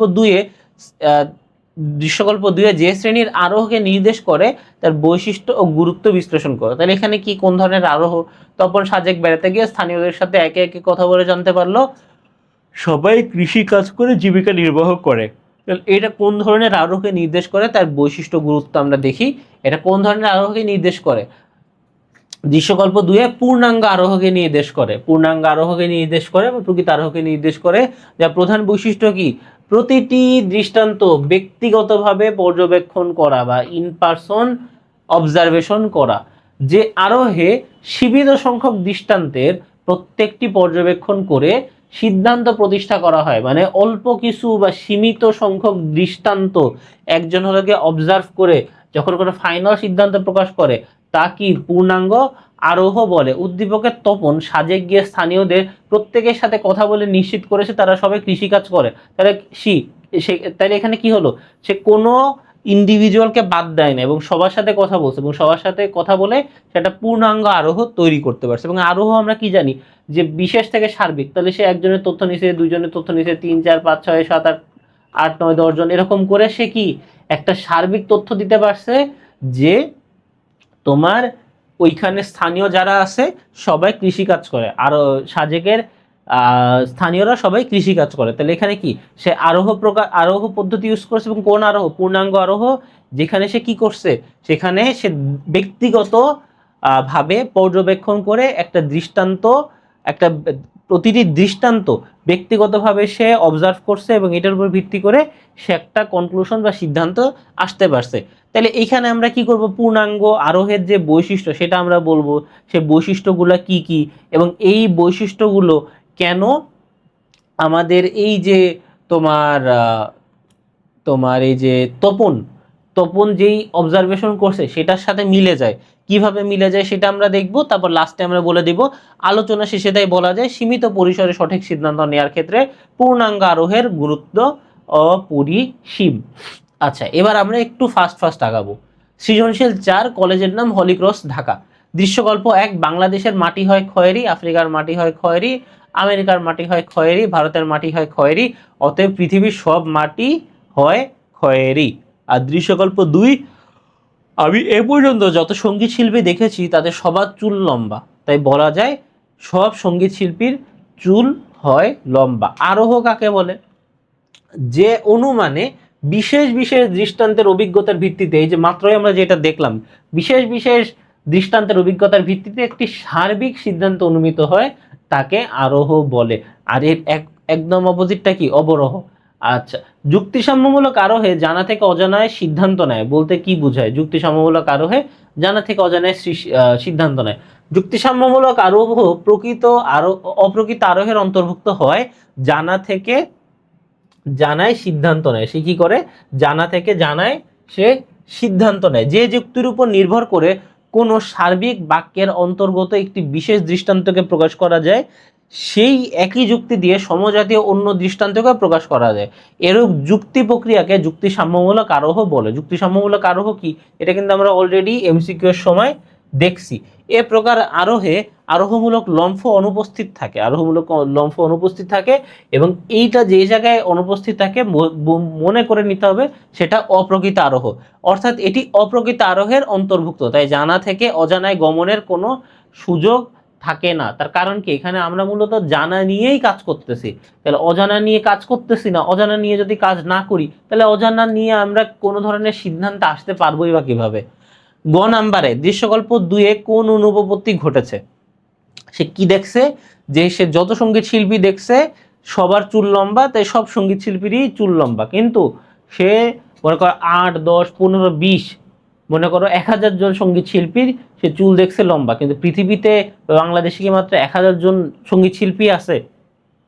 অনেক আছে। তাহলে বাকিদের দেখা যাবে যে চুল তাদের কিছু লম্বা, কিছু হলো গিয়ে খাটো, কিছু চুল নাই, কিছু টাকটাক অবস্থা, তাই না? তাইলে তার মানে সে যেই তোমার সিদ্ধান্ত নিয়েছে সেটা কি ঠিক না ভুল? ভুল। যদি ভুল হয় তাহলে অনুপপত্তি ঘটেছে। কোন ধরনের অনুপপত্তি ঘটেছে সেটা আমরা দেখব। দৃশ্যকল্প 2 অবৈজ্ঞানিক আরোহ নির্দেশিত হয়, এখানে অবৈধ সার্বিকীকরণ অনুপপত্তি ঘটেছে। তাহলে দেখো, সে সার্বিকীকরণ করেছে, ঠিক আছে, সে বলছে যে সব সঙ্গীত শিল্পীরই চুল ছোট, কিন্তু সে যেইভাবে করছে সেটা আসলে অবৈধ। অবৈজ্ঞানিক আরোহে বাস্তব দৃষ্টান্তের উপর ভিত্তি করে সিদ্ধান্ত নেওয়া হয় অবশ্যই। এক্ষেত্রে অনেক সময় পর্যাপ্ত দৃষ্টান্ত নিরীক্ষণ না করে কেবল অনুকূল দৃষ্টান্তের ভিত্তিতে সিদ্ধান্ত নেওয়া হয়। মানে সে যদি এই কনক্লুশনে আসতেই চায়, এই ডিসিশন যদি সে নিতেই চায় যে সব সঙ্গীত শিল্পীর চুল বড়, তাহলে পৃথিবীর যত সঙ্গীত শিল্পী আছে সবার তার চুল নিয়ে তার এক ধরনের কি তথ্য সংগ্রহ করতে হবে, তারপর তার সিদ্ধান্তে আসতে হবে। কিন্তু সে কি সবার তথ্য সংগ্রহ করছে? না, সে কি করছে? পর্যাপ্ত দৃষ্টান্ত নিরীক্ষণ না করেই কেবল অনুকূল দৃষ্টান্তের ভিত্তিতে সিদ্ধান্ত গ্রহণ করেছে। এর ফলে যে ভ্রান্তি ঘটে তাকে অবৈধ সার্বিকীকরণ অনুপপত্তি বলে, যার দৃষ্টান্ত উদ্দীপকের দুয়ে প্রতীয়মান হয়। তাহলে এখানেও আবার সে উদ্দীপকে কি করছে সেটা বলছে, উদ্দীপকে যেটা বলছে সেটার সাথে কিভাবে অবৈধ সার্বিকীকরণ অনুপপত্তি মিল আছে সেটা বলছে। আর লাস্টলি বলে দিছে, তাই বলা যায় উদ্দীপকের দৃশ্যকল্প 2-এর কতিপয় সঙ্গীত শিল্পীকে পর্যবেক্ষণ করে সঙ্গীত শিল্পীর চুল হয় লম্বা এরূপ সিদ্ধান্ত গ্রহণ করায় অবৈধ সার্বিকীকরণ অনুপপত্তি ঘটেছে। তাহলে দেখো সিস্টেম কিন্তু একই, জাস্ট তোমার জানতে হবে কি জানতে চাইছে, এবং যেটা জানতে চাইছে সেটা সম্পর্কে তোমার জানা লাগবে। আচ্ছা, দৃশ্যকল্প 1 ও দৃশ্যকল্প 2-এর অনুমান প্রক্রিয়ায় পার্থক্য বিশ্লেষণ করো। অনুমান প্রক্রিয়ায় পার্থক্য বিশ্লেষণ করো। বাংলাদেশের মাটি হয় খয়েরি, আফ্রিকার মাটি হয় খয়েরি, আমেরিকার মাটি হয় খয়েরি, ভারতের মাটি হয় খয়েরি, অতএব পৃথিবীর সব মাটি হয় খয়েরি। আর দ্বিতীয় দৃশ্যকল্প তো আমরা দেখছি। তাহলে এখানে কি হয়? দৃশ্যকল্প 1 ও দৃশ্যকল্প 2-এর অনুমান প্রক্রিয়া যথাক্রমে বৈজ্ঞানিক ও অবৈজ্ঞানিক আরোহের কে নির্দেশ করে। নিচে বৈজ্ঞানিক ও অবৈজ্ঞানিক আরোহ প্রক্রিয়ার মধ্যে পার্থক্য বিশ্লেষণ করো। তাহলে ভেরি সিম্পল, আমরা তো জানি যে তোমার এইখানে যে অপ্রকৃত আরোহে দুই ধরনের আছে, সেটা হলো বৈজ্ঞানিক অবৈজ্ঞানিক। তাহলে দুইটার পার্থক্য আমাদের তুলে দিলেই হচ্ছে। তুমি এইভাবেও লিখতে পারো। এবার এরপরে একটা টেবিলও যোগ করে দিতে পারো, যেখানে একটা টেবিলে তুমি দেখাই দিলে প্রকৃত এবং অপ্রকৃত আরোহের মধ্যে পার্থক্যটা কি। দৃশ্যকল্প 1-এ বলা হয়েছে বাংলাদেশের মাটি হয় খয়েরি, আফ্রিকার মাটি হয় খয়েরি, আমেরিকার মাটি হয় খয়েরি, ভারতের মাটি হয় খয়েরি, অতি পৃথিবীর সব মাটি হয় খয়েরি। এখানে প্রকৃতির নিয়মানুবর্তিতার নীতি ও কার্যকরণের নিয়মের ভিত্তিতে সিদ্ধান্ত নেওয়া হয়েছে, এর কারণে এটি বৈজ্ঞানিক আরোহের দৃষ্টান্ত। তাহলে কেন বৈজ্ঞানিক আরোহের দৃষ্টান্ত আমরা বুঝলাম, তার কারণ কি, এখানে প্রকৃতির নিয়মানুবর্তিতার নীতি ও কার্যকরণের নিয়মের ভিত্তিতে কাজ করা হয়েছে। অন্যদিকে আমরা দেখি দৃশ্যকল্প 2-এ বর্ণিত, আমি এ পর্যন্ত যত সঙ্গীত শিল্পী দেখেছি সবার চুল হয় লম্বা, তাই বলা যায় সব সঙ্গীত শিল্পীর চুল হয় লম্বা। এখানে প্রকৃতির নিয়মানুবর্তিতা নীতি ও অনুকূল অভিজ্ঞতার ভিত্তিতে সিদ্ধান্ত নেওয়া হয়েছে। তাইলে দেখো, যদি প্রকৃতির নিয়মানুবর্তিতার নীতি এবং কার্যকারণ নিয়ম যদি ব্যবহার করা হয় তাহলে সেটা বৈজ্ঞানিক, এবং যদি না ব্যবহার করা হয় তাহলে অবৈজ্ঞানিক। তাইলে আমরা বুঝলাম দ্বিতীয় প্যাসেজ। তৃতীয় প্যাসেজে কি হয়েছে দেখি, যে বৈজ্ঞানিক আরোহের সদর্থক ও নঙর্থক উভয় দৃষ্টান্ত পর্যবেক্ষণ ও পরীক্ষণ করা হয়। তাহলে আমরা এখানে জাস্ট দুইটার ভিতরে পার্থক্য দেখব। তাই এ অনুমানের সিদ্ধান্ত বাস্তবতার সাথে সাদৃশ্যপূর্ণ হয় বলে তা নিশ্চিত হয়। যেহেতু সদার্থক ও নঙার্থক, অ্যাফার্মেটিভ নেগেটিভ দুই রকমই হইতে পারে, এর জন্য এটা বাস্তবের সাথে সাদৃশ্যপূর্ণ হয়। অন্যদিকে বৈজ্ঞানিক আরোহের দৃষ্টান্ত সংখ্যার উপর বেশি গুরুত্ব দেয়। এটা কিসের উপর বেশি গুরুত্ব দেয়? সংখ্যার উপরে। আর অন্যটা কিসের উপরে গুরুত্ব দেয় বেশি? গুণের উপরে বেশি গুরুত্ব দেয়। এ অনুমানে সদর্থক দৃষ্টান্তকে গুরুত্ব দেওয়া হলেও নঙার্থক দৃষ্টান্তকে একেবারেই গুরুত্ব দেওয়া হয় না। তাহলে কি অবৈজ্ঞানিক কি তোমার সদর্থক বা অ্যাফার্মেটিভের উপর গুরুত্ব দেয় এবং নঙার্থকের উপরে গুরুত্ব দেয় না বললেই চলে। তাই অনেকেই অবৈজ্ঞানিক আরোহের সিদ্ধান্তের সাথে বাস্তবতার কোনো মিল পায় না। তার কারণ কি, বাস্তবতা তো অ্যাফার্মেটিভও হতে পারে, নেগেটিভও হতে পারে, সদর্থকও হতে পারে, নঙার্থক হতে পারে। কিন্তু যে অবৈজ্ঞানিক আরোহ শুধুমাত্র বৈজ্ঞানিকটা নিয়েই কাজ করে, অবৈজ্ঞানিক নিয়ে কাজ করে না, অবৈজ্ঞানিককে সে ধরে না, তাহলে কি বোঝা যাচ্ছে, সেটা রিয়ালিটি থেকে বা বাস্তব থেকে দূরে আসে। আলোচনা শেষে বলা যায় বৈজ্ঞানিক অবৈজ্ঞানিক আরোহ উভয়ই প্রকৃত আরোহের দুটি শ্রেণী বিভাগ হলেও এদের মধ্যে পদ্ধতিগত ও গ্রহণযোগ্যতার ক্ষেত্রে ভিন্নতা বিদ্যমান। তাহলে দেখো এখানে যা যা আলো হয়েছে এতক্ষণ তিনটা প্যাসেজে, এখানে সেই জিনিসের কি করছে, সামারি করছে। এই সামারি করে দিবা। অনেক সময় দেখা যায় যে তোমার খাতা দেখে সে তো সাধারণত আরো অনেক অনেক শত হাজার হাজার মানুষের খাতা দেখে, তাহলে এটাই স্বাভাবিক, সে সম্পূর্ণ পড়তে পারবে না। কিন্তু সে সম্পূর্ণ পড়ুক আর না পড়ুক, এই যে তোমার প্রথম প্যাসেজ আর এই তোমার শেষ প্যাসেজ, এইটা পড়বে, এটা মোটামুটি শিওর থাকো। তাহলে এই দুইটা প্যাসেজ কিন্তু খুব ভালো মতো তোমার জেনে ভালো মতো বুঝে লিখতে হবে। 5 নাম্বার, হলিক্রস কলেজ ঢাকা। দৃশ্যকল্প 1, মুনকে আর্ট প্রদর্শনী পরিচালনার জন্য নিযুক্ত করা হলো।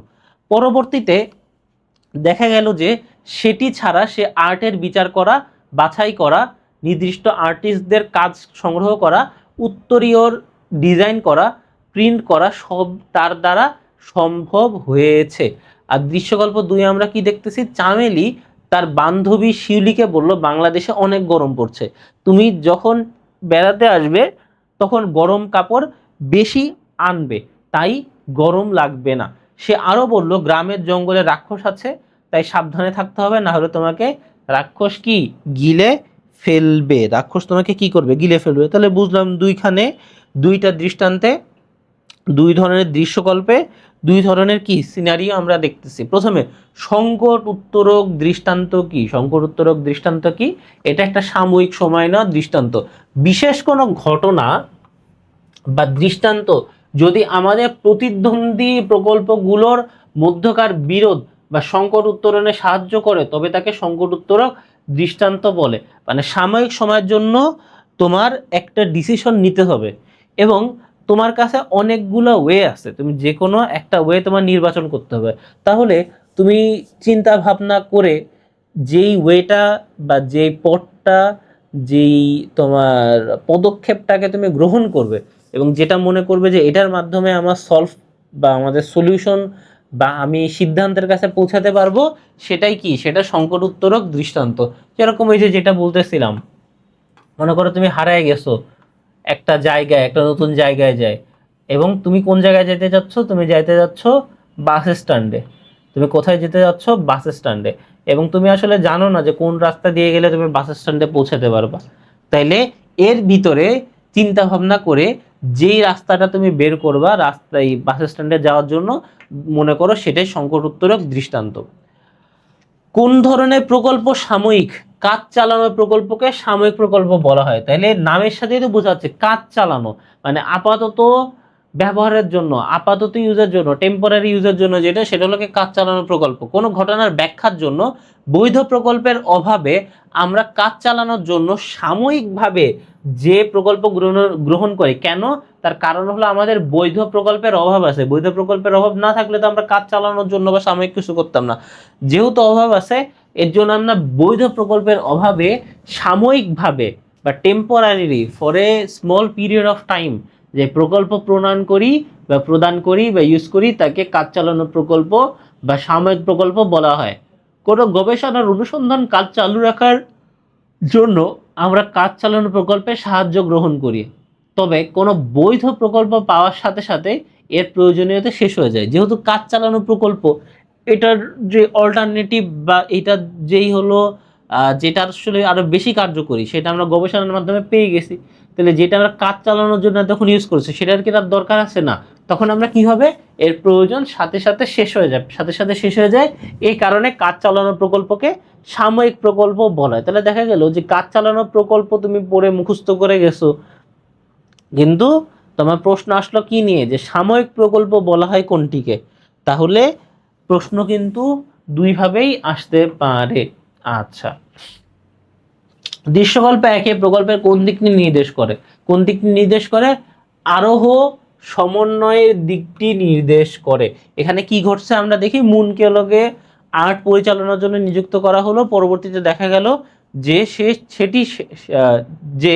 সেটি ছাড়া আর্টের বিচার করা, বাছাই করা, বিশিষ্ট আর্টিস্টদের কাজ সংগ্রহ করা, উত্তরীয় ডিজাইন করা, প্রিন্ট করা, সে সবই করতেছে, কিন্তু তার যে কাজটা দেয়া ছিল সেটা কিন্তু ভিন্ন কাজ। প্রকল্প হলো কোনো ঘটনাকে ব্যাখ্যা করার জন্য আনুমানিক ধারণা। তাহলে প্রকল্প কি, কোনো ঘটনাকে ব্যাখ্যা করার জন্য আনুমানিক ধারণা। কিন্তু অনেক সময় দেখা যায় যে ঘটনাকে ব্যাখ্যা করার জন্য প্রকল্প প্রণয়ন করা হয়, সে ঘটনাকে ব্যাখ্যা করা ছাড়াও একই প্রকল্প দিয়ে অন্যান্য ঘটনাকেও ব্যাখ্যা করা যায়। তাহলে দেখো, ওই যে সে আমাদের উদ্দীপকের মুন, তার কাজ ছিল একটা, কিন্তু সে সেটা ছাড়াও অন্যান্য কাজ করতেছে। এখানেও দেখা যাচ্ছে যে ব্যাখ্যা করা ছাড়াও একই প্রকল্প দিয়ে অন্য ঘটনাকেও কি ব্যাখ্যা করা যাচ্ছে, তার একই জিনিস বোঝাচ্ছে করা যায়, তখন তাকে আরোহ সমন্বয় বলে। কি বলে, আরোহ সমন্বয় বলে। যেমন মধ্যাকর্ষণ প্রকল্পটির প্রথমে বস্তুর পতনের ব্যাখ্যা করার জন্য প্রণয়ন করা হয়েছিল, পরবর্তীতে এটা দিয়ে গ্রহ নক্ষত্রের অবস্থান, জোয়ার ভাটা ইত্যাদি জিনিসকেও ব্যবহার করা হচ্ছে। তাইলে দেখো, যেটার মূল কাজ এক সময় ছিল একরকম, যেটার প্রথম উদ্দেশ্য ছিল এক সময় একরকম, পরবর্তীতে সেটা দিয়ে যখন অন্য কাজও করা হবে তখন সেটাকে কি বলবে, আরোহ সমন্বয় বলবে, আরোহ সমন্বয় বলবে। উদ্দীপকের দৃশ্যকল্পে একে কি বলা আছে আমরা তো জানি, এবং এটার সাথে আমাদের লজিক্যালি প্রমাণ করতে হবে 1 বা 2 লাইন দিয়ে যে কেন এটা আরোহ সমন্বয়, বা মুনের যে কাজ সেটা কেন আরোহ সমন্বয়। আচ্ছা, ঘ নাম্বার, দৃশ্যকল্প 2 প্রকল্পের ক্ষেত্রে কিভাবে বাধারূপ, 1 মিনিট, আচ্ছা, দৃশ্যকল্প 2 বৈধ প্রকল্পের ক্ষেত্রে কিভাবে বাধারূপ তা ব্যাখ্যা করো। তাহলে এখানে কি বলছে, যেখানে বলছে যে বাংলাদেশে অনেক গরম, তুমি তাই বাংলাদেশে ঠান্ডা গরম কাপড় নিয়ে আসবে, তাই গরম লাগবে না, আর গ্রামে জঙ্গলে রাক্ষস আছে, রাক্ষস তোমাকে খেয়ে ফেলবে, তাই না? তাহলে আমরা লাস্টে কি দেখতেছি, লাস্টে আনরিয়েলিস্টিক কথাবার্তা বলছে। দৃশ্যকল্প 2 বৈধ প্রকল্পের শর্ত লঙ্ঘন করায় তা বৈধ প্রকল্পের ক্ষেত্রে বাধারূপ। তাহলে কেন করছে, কারণ বৈধ প্রকল্পের যে শর্ত আছে বা নিয়ম আছে সেই নিয়ম সে ভঙ্গ করছে। কোনো ঘটনার কারণ নির্ণয় করার জন্য প্রাথমিকভাবে আনুমানিক ধারণা হিসেবে প্রকল্প প্রণয়ন করা হয়, কিন্তু এই বৈধ প্রকল্পের শর্ত অনুযায়ী প্রকল্প আত্মবিরোধী হতে পারে না, বা এটাকে কি বলে, যে তার নিজের এগেনস্টেই চলে যেতে পারে না। তাইলে যেই তোমার বৈধ প্রকল্প সেটা কিন্তু কন্ট্রাডিক্টরি হতে পারবে না। তাহলে আত্মবিরোধী, যেটা ইংরেজিতে বলে হলো কি কন্ট্রাডিক্টরি, কন্ট্রাডিক্টরি হওয়া যাবে না, আত্মবিরোধী হওয়া যাবে না। কারণ প্রকল্প আত্মবিরোধী বলতে বোঝায় ঘটনার জন্য গৃহীত প্রকল্প এবং আলোচ্য বিষয় ঘটনা পরস্পর বিরোধী বা একটার একটার মুখোমুখি। যেমন দৃশ্যকল্প 2 চামড়ি তার বন্ধু বান্ধবী শিউলিকে বলে বাংলাদেশ এখন অনেক গরম, তুমি যখন বেড়াতে আসবে তখন গরম কাপড় বেশি আনবে, তাহলে গরম লাগবে না। তাহলে এটা কি সে উল্টা বলছে না ঠিক বলছে? যদি বাংলাদেশ অনেক গরম হয় তাহলে সে গরম কাপড় কেন আনবে, সে পাতলা কাপড় আনবে, তাই না? সে ঢোলা ঢালা কাপড় আনবে, তাহলে তো তার হলো ওই লাগবে, আরো একটু ঠান্ডা লাগবে, একটু আরাম লাগবে। যদি এরকম হতো বাংলাদেশে অনেক শীত, যদি ইনকেস এরকম বলতো, গরমের জায়গায় বলতো যে বাংলাদেশ অনেক শীত, তাহলে কি তার এটা অনেকটা ঠিক হতো। আর এইখানে গরম লাগবে না জায়গায় কি হতো, ঠান্ডা লাগবে না, তাহলে তার কথাটা ঠিক হতো, তাহলে তার কথাটা ঠিক হতো। কিন্তু সে বর্তমান সময়ে যেটা বলছে সেটা কিন্তু ঠিক না। এখানে প্রকল্পটি আত্মবিরোধী হবে, কারণ এখানে আলোচ্য ঘটনা সেই ঘটনা কেন্দ্রিক প্রকল্প পরস্পর বিরোধী, এরকম প্রকল্প মূল্যহীন বা ভ্যালুলেস।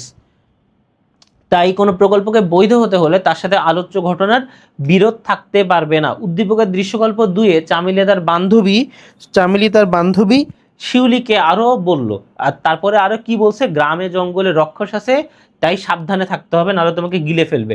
এটা তো মানে কোন চিন্তা ভাবনা করা ছাড়াই অবৈধ। তার এই বক্তব্য বৈধ প্রকল্পের বাস্তব কারণ ভিত্তিক শর্তটি উপেক্ষা করা হয়েছে বা মানা হয় নাই।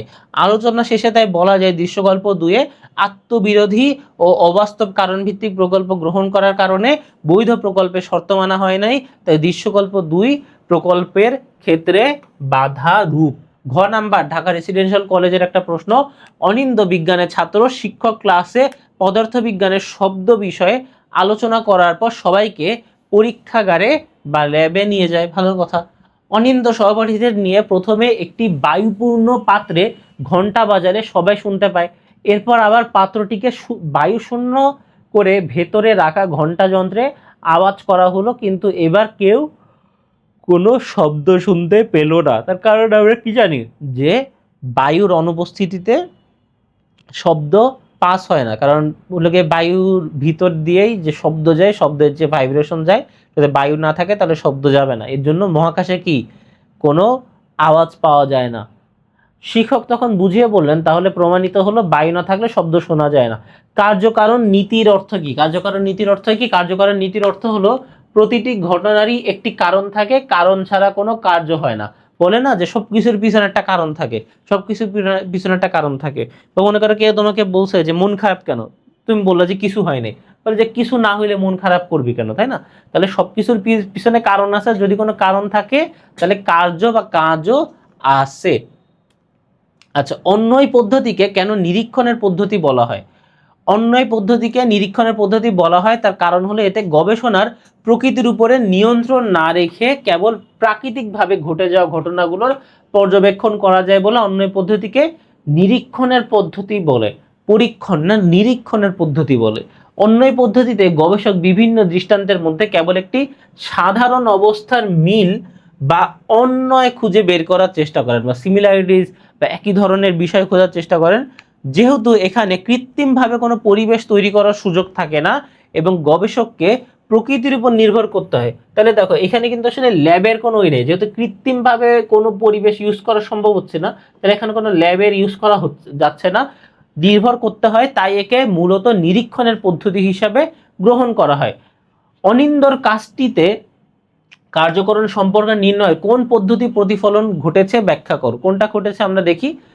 আনিন্দর কাজটিতে কার্যকরণ সম্পর্ক নির্ণয়ের ব্যতিরেখী পদ্ধতি প্রতিফলন ঘটেছে, এটা কিন্তু আমরা এমসিকিউর সময় দেখছিলাম। ব্যতিরেখী পদ্ধতি হলো পার্থক্যের পদ্ধতি। এই পদ্ধতিতে দুটি দৃষ্টান্ত থাকে, যার একটি আলোচ্য ঘটনাটিতে উপস্থিত থাকে, যেটা হলো সদর্থক দৃষ্টান্ত, এবং অন্যটি যেটা অনুপস্থিত থাকে সেটা হলো নঅর্থক দৃষ্টান্ত। যদি এই দুটি দৃষ্টান্তের মধ্যে কেবল একটি বিষয় ছাড়া বাকি সব বিষয় সমান থাকে, তবে ওই ঘটনার একটি বিষয়ই হবে ঘটনার কারণ বা কার্য।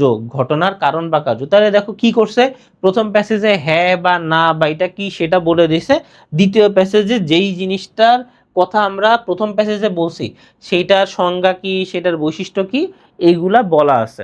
তাহলে এইগুলো আমরা জানলাম। তাহলে উদ্দীপকের সাথে কিভাবে মিল হলো সেটা আমরা দেখি। উদ্দীপকে অনিন্দ প্রথমে একটি বায়ুপূর্ণ পাত্রে ঘন্টা বাজিয়ে শব্দ শুনতে পেল, তাহলে যদি সে শুনতে পারে তাহলে সাকসেস হয়েছে, তাহলে এটা কি সদর্শক দৃষ্টান্ত। এরপর পাত্রটিকে বায়ুশূন্য করে ঘন্টা বাজানো হলো, কিন্তু সে শব্দ শুনতে পেল না, যেহেতু শব্দ শুনতে পায় নাই, তাহলে এটা নঙার্থক দৃষ্টান্ত।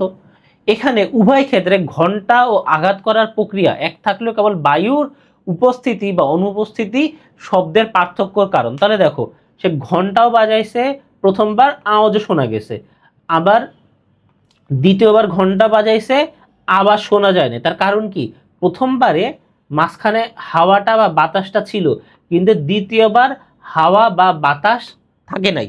তাহলে শব্দ শোনা বা না শোনা, তাহলে এখানে মূল বিষয় কোনটা, তাহলে কোনটা আসলে ইফেক্ট ফেলতেছে, এখানে ইফেক্ট ফেলতেছে বায়ু আছে কি নাই, বায়ু আছে কি নাই। কেবল বায়ুর উপস্থিতি ও অনুপস্থিতি শব্দের পার্থক্যর কারণ, শব্দের পার্থক্যর কারণ। যদি শব্দটাই বা আওয়াজ করাই বা ঘন্টা বাজানোই যদি মূল হতো, তাহলে বায়ু থাকুক আর না থাকুক আওয়াজ শোনা যেত, তাই না। তাহলে মূল বিষয়টা কি, মূল ডিফারেন্সিয়ালটা কি, বা হলো কি যেটা মূলত পার্থক্য করতে সেটা কি, বাতাস আছে নাকি নাই। আবার বলি, মনে করো যে সে ঘন্টা বাজাইছে, বাতাস ছিল, শব্দ শুনতে পাইছে, ওকে। দ্বিতীয়বার সে ঘন্টা বাজাইছে, বাতাস ছিল না, সে ঘন্টার আওয়াজও শুনতে পারে নাই।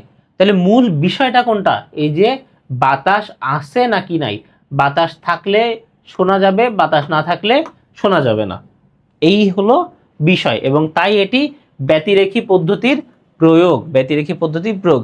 উক্ত পদ্ধতিতে সুবিধার চেয়ে অসুবিধাই বেশি, সুবিধার চেয়ে অসুবিধাই বেশি। কেন অসুবিধা বেশি আমরা যদি একটু দেখি।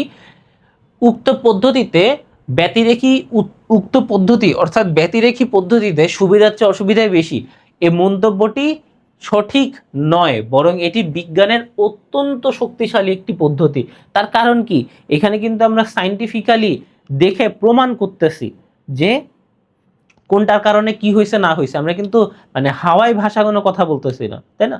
আমরা এই যে প্রমাণ করলাম, যেখানে আমরা প্রমাণ করলাম না যে ঘন্টা বাজাইলাম বাতাস আছে শোনা যাচ্ছে, ঘন্টা বাজাইলাম বাতাস নাই শোনা যাচ্ছে না, তাহলে মূল ডিফারেন্স মেকারটা কি, বাতাস আছে বা হাওয়া আছে কি নাই। তাহলে এইটা যে কোনো মানে তোমার সুবিধার চেয়ে অসুবিধা বেশি, তাহলে এই যে স্টেটমেন্ট বা এই যে উক্তি বা এই যে মন্তব্য দেওয়া আছে, এটা কি সঠিক না বেঠিক না ভুল, এটা ভুল বা সঠিক নয়।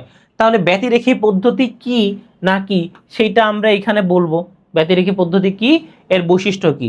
তারপরে আমরা বলবো যে উদ্দীপকে আসলে কি দেখা গেছে না গেছে, আমরা গতে যেরকম বলছি ওরকমই বলবো। তারপরে বলবো যে এটা কি করছে, যদি এটি প্রয়োগে সতর্কতা প্রয়োজন, কারণ যত ল্যাবে করা হচ্ছে সতর্কতা প্রয়োজন, এবং এটি সবসময় সব ক্ষেত্রে প্রয়োগ করা যায় না, কারণ সবসময় সবার কাছে এরকম ল্যাব নাই। আমি তুমি চাইলে যে কোনো জায়গা থেকে বাতাস বের করে বা হাওয়া বের করে আমরা কিন্তু টেস্ট করতে পারবো না, তাই এটা কিন্তু সবার মানে বিষয় না, এটার জন্য নির্দিষ্ট এক্সপার্টিস লাগবে, সব সিচুয়েশনে সম্ভব না।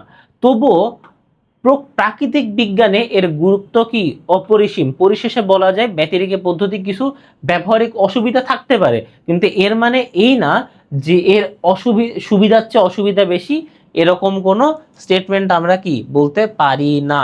7 নাম্বার সৃজনশীল যদি দেখি নটরডেম কলেজের, ফসল নষ্ট হওয়ার কারণে একটি কর্মশালায় অংশ নিয়ে জুবায়ের বলল, সাধারণ মানুষ মনে করে ফসল নষ্ট হয় বদনজর ও অমঙ্গল সময়ের ফলে, কিন্তু আলোচনায় কৃষিবিদরা জানালেন অতিরিক্ত বৃষ্টি, জমিতে পানি জমে থাকা, কীটপতঙ্গের আক্রমণ ও সঠিক সার ব্যবহারের অভাবেই ফসল নষ্ট হওয়ার মূল কারণ। তাহলে দেখো, একটা হলো মানুষের চিন্তা ভাবনা থেকে বলছে, একটা কি যারা বিশেষজ্ঞ তারা হলো গিয়ে তাদের গবেষণা থেকে বলছে। ক নাম্বার কি ব্যাখ্যা, কি কোনো অস্পষ্ট, জটিল বা রহস্যময় বিষয়কে সহজ, স্পষ্ট ও বোধগম্য করার উপস্থাপন করাই হলো ব্যাখ্যা। সহজ কথায় কোনো জটিল জিনিসকে যখন কোনো সহজ সাবলীল ভাষায় আমরা কি বোঝানোর চেষ্টা করি, সেটাই হলো ব্যাখ্যা। কার্য ও দূরবর্তী কারণের মধ্যবর্তী ধাপ গুরুত্বপূর্ণ কেন? কার্য ও দূরবর্তী কারণের মধ্যবর্তী ধাপগুলো অত্যন্ত গুরুত্বপূর্ণ, কারণ এগুলো কার্যকরণ শৃঙ্খল পূর্ণ করে। কি করে? কার্যকারণ শৃঙ্খল পূর্ণ করে।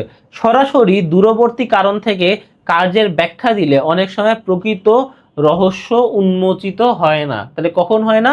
দূরবর্তী কারণ থেকে কার্যের ব্যাখ্যা দিলে অনেক সময় প্রকৃত রহস্য উন্মোচন হয় না। মধ্যবর্তী ধাপগুলো দেখানোর মাধ্যমে বোঝা যায় কিভাবে একটি কারণ ধাপে ধাপে রূপান্তরিত হয়েছে, যা বৈজ্ঞানিক ব্যাখ্যার পূর্ণতা দান করে। মনে করো যে তুমি হলো তোমার কি রান্না করবা, মনে করো তুমি নুডলস রান্না করবা, তাহলে তুমি নুডলস রান্না করবা, তাহলে এখানে কি আছে? তোমার নুডলস কেক আছে, মানে যেটা হলো কি নুডলসের প্যাকেটের ভিতর যেটা থাকে। তারপর মনে করো যে তোমার অনিয়ন আছে, তারপরে তোমার চিলি আছে, তারপরে হলো এগ আছে, তারপরে চিকেন আছে, এরপরে স্পাইসেস আছে। তাহলে এইগুলো হলো কি ইনগ্রিডিয়েন্ট। তাহলে আমরা সাধারণত কি করি? আমরা প্রথমে পানি গরম করি, পানি গরম করে নুডলস দেই, নুডলস ফুটে গেলে বা হলো কি নুডলস একটু নরম হয়ে গেলে আমরা পানিটা ফেলাই দেই, নুডলসটা ঠান্ডা করি, তারপর আমরা তেলে এই যে অনিয়ন, চিলি এইগুলো আগে ভাজি, তারপর দেখা যায় যে চিকেন ভেজে নেই, এগ ভেজে নেই, তারপরে দেখা যায় যে আমরা হলো গিয়ে স্পাইসেস দিয়ে দেই, বা যে ঠান্ডা করা নুডলস কেকটা আমরা স্পাইসে দিয়ে দেই, তারপরে আমরা একটু কিছুক্ষণ নেড়ে টেড়ে আমাদের নুডলসটা রেডি হয়ে যায়, তাই না? তাহলে আমাদের কি হয়ে যায়? Noodles ready. তাহলে আমাদের মাঝখানে দেখো প্রায় 5-6টার মতো স্টেপ ছিল কি ছিল না বলো? প্রায় 5-6টা স্টেপ ছিল। আমরা আগে সিদ্ধ করব, ঠান্ডা করব, তারপরে অনিয়ন ভাজবো, চিলি ভাজবো, এগ ভাজবো, চিকেন ভাজবো, তারপর স্পাইসেস দিব, আবার নুডলস ভাজবো। তাহলে মাঝখানে কয়টা স্টেপ ছিল? 1 2 3 4 5 6 7 8। এখন এই মাঝখানের 8টা স্টেপ না দেখাই আমি যদি সিম্পলি দেখাই যে নুডলস বানানোর জন্য 8টা ইনগ্রিডিয়েন্ট লাগবে, তারপরে আমরা যদি ডিরেক্ট দেখাই যে নুডলস বানানো হয়ে গেছে, আর মাঝখানে স্টেপগুলো যদি না দেখায়, তাহলে কি কেউ বুঝতে পারবে যে জীবনে কখনো নুডলস রান্না করে নাই? সে কি বুঝতে পারবে যে কিভাবে আসলে নুডলসটা রান্না হলো? এই একই জিনিস এখানে বলা আছে যে কার্য ও দূরবর্তী কারণের, এই যে এটা হলো গিয়ে কার্য, এটা হলো গিয়ে কাজ, এবং দূরবর্তী কারণের মধ্যবর্তী ধাপগুলো অত্যন্ত গুরুত্বপূর্ণ। এগুলো কার্যকরণ শৃঙ্খলা পূর্ণ করে। উদ্দীপকে বর্ণিত সাধারণ মানুষের ভাবনা কোন ধরনের ব্যাখ্যাকে নির্দেশ করে? এটা হলো লৌকিক ব্যাখ্যা। লৌকিক ব্যাখ্যা যখন আমরা বলছি, আলাদা করে আর ব্যাখ্যা করার কিন্তু প্রয়োজন নেই, মানে যেগুলা মানুষের চিন্তা ভাবনা থেকে আসে, এবং এইগুলা সাধারণত তোমার অবৈজ্ঞানিক এবং মানুষের কাছ থেকে শুনে আসা বা বিভিন্ন রূপকথার কথা বা বানোয়াট কথা থেকে আসে। কোনো ঘটনার প্রকৃত কারণ অনুসন্ধান না করে যখন অতি প্রাকৃত বা অলৌকিক শক্তির সাহায্যে ব্যাখ্যা করা হয়, তখন সেটাকে লৌকিক ব্যাখ্যা বলে। লৌকিক ব্যাখ্যায় কোনো বৈজ্ঞানিক ভিত্তি থাকে না বা কার্যকারণ নিয়ম অনুসরণ করা হয় না। এটি মূলত কি থেকে আসে? অন্ধবিশ্বাস, কুসংস্কার বা ব্যক্তিগত আবেগের উপর ভিত্তি করে গড়ে ওঠে। সাধারণত মানুষ যখন কোনো ঘটনার কারণ বুঝতে পারে না, তখন তারা কি বলে? কোনো অদৃশ্য শক্তি বা অশুভ শক্তি বা তোমার কি বলে যে অতীন্দ্রিয় কোনো কিছুর কাছে দায় চাপায় দেয়, অতীন্দ্রিয় কোনো কিছুর কাছে দায় চাপায় দেয়, বলে যে এদের ভূত করছে, নাহলে জিন করছে, নাহলে জুজু করছে, বা বলে যে এটা এইভাবে না এইভাবে হয়েছে, বা এইগুলা নিয়ে কথা বলিস না। এইগুলা কি? এগুলো সব অবৈজ্ঞানিক, অন্ধবিশ্বাস, কুসংস্কার, বা মানে আবার হলো যে তোমার ব্যক্তিগত আবেগের ভিতর থেকে আসা। জিন অবশ্যই আছে, ঠিক আছে, কিন্তু যা হচ্ছে না কেন সব তো তুমি জিনের ঘাড়ে চাপাই দিতে পারবে না, তাই না? সব তো আর জিন করবে না। তাহলে এই বিষয়টাই হলো তোমার লৌকিক ব্যাখ্যা। তারপরে উদ্দীপকে কি হয়েছে সেটা বলছে, এবং উদ্দীপকের এটা কেন লৌকিক ব্যাখ্যা সেটা 1-2 লাইনে প্রকাশ করে গ নাম্বার শেষ। ঘ নাম্বারে আমরা দেখি যে কৃষি বিশেষজ্ঞ সাধারণ মানুষের বক্তব্যের মধ্যে যে পার্থক্য দেখা যায় সেটা বলো। তাহলে এটার কিছুই না, বৈজ্ঞানিক ব্যাখ্যা লৌকিক ব্যাখ্যার মধ্যে পার্থক্য যদি তুমি এখানে দিয়ে দাও আর কিচ্ছু লাগবে না। আমরা যে গ নাম্বারে লৌকিক ব্যাখ্যা দেখছি, লৌকিক ব্যাখ্যা ঠিক, একদম ঠিক অপোজিট হলো বৈজ্ঞানিক ব্যাখ্যা। লৌকিক ব্যাখ্যার ঠিক অপোজিট হলো বৈজ্ঞানিক ব্যাখ্যা। জাস্ট তুমি যদি এরকম করে দেখায় দেয়, এবং সব থেকে ভালো হয় লাস্টে যদি একদম ছোট করে একটা টেবিলের মাধ্যমে বুঝাই দিতে পারো যে লৌকিক ব্যাখ্যা এবং বৈজ্ঞানিক ব্যাখ্যা, বৈজ্ঞানিক ব্যাখ্যা এবং লৌকিক ব্যাখ্যার মধ্যে পার্থক্য কি, তাহলে এখানে মনে করো যে 4-এ 4 পাওয়া কিন্তু কোনো বিষয়ই না।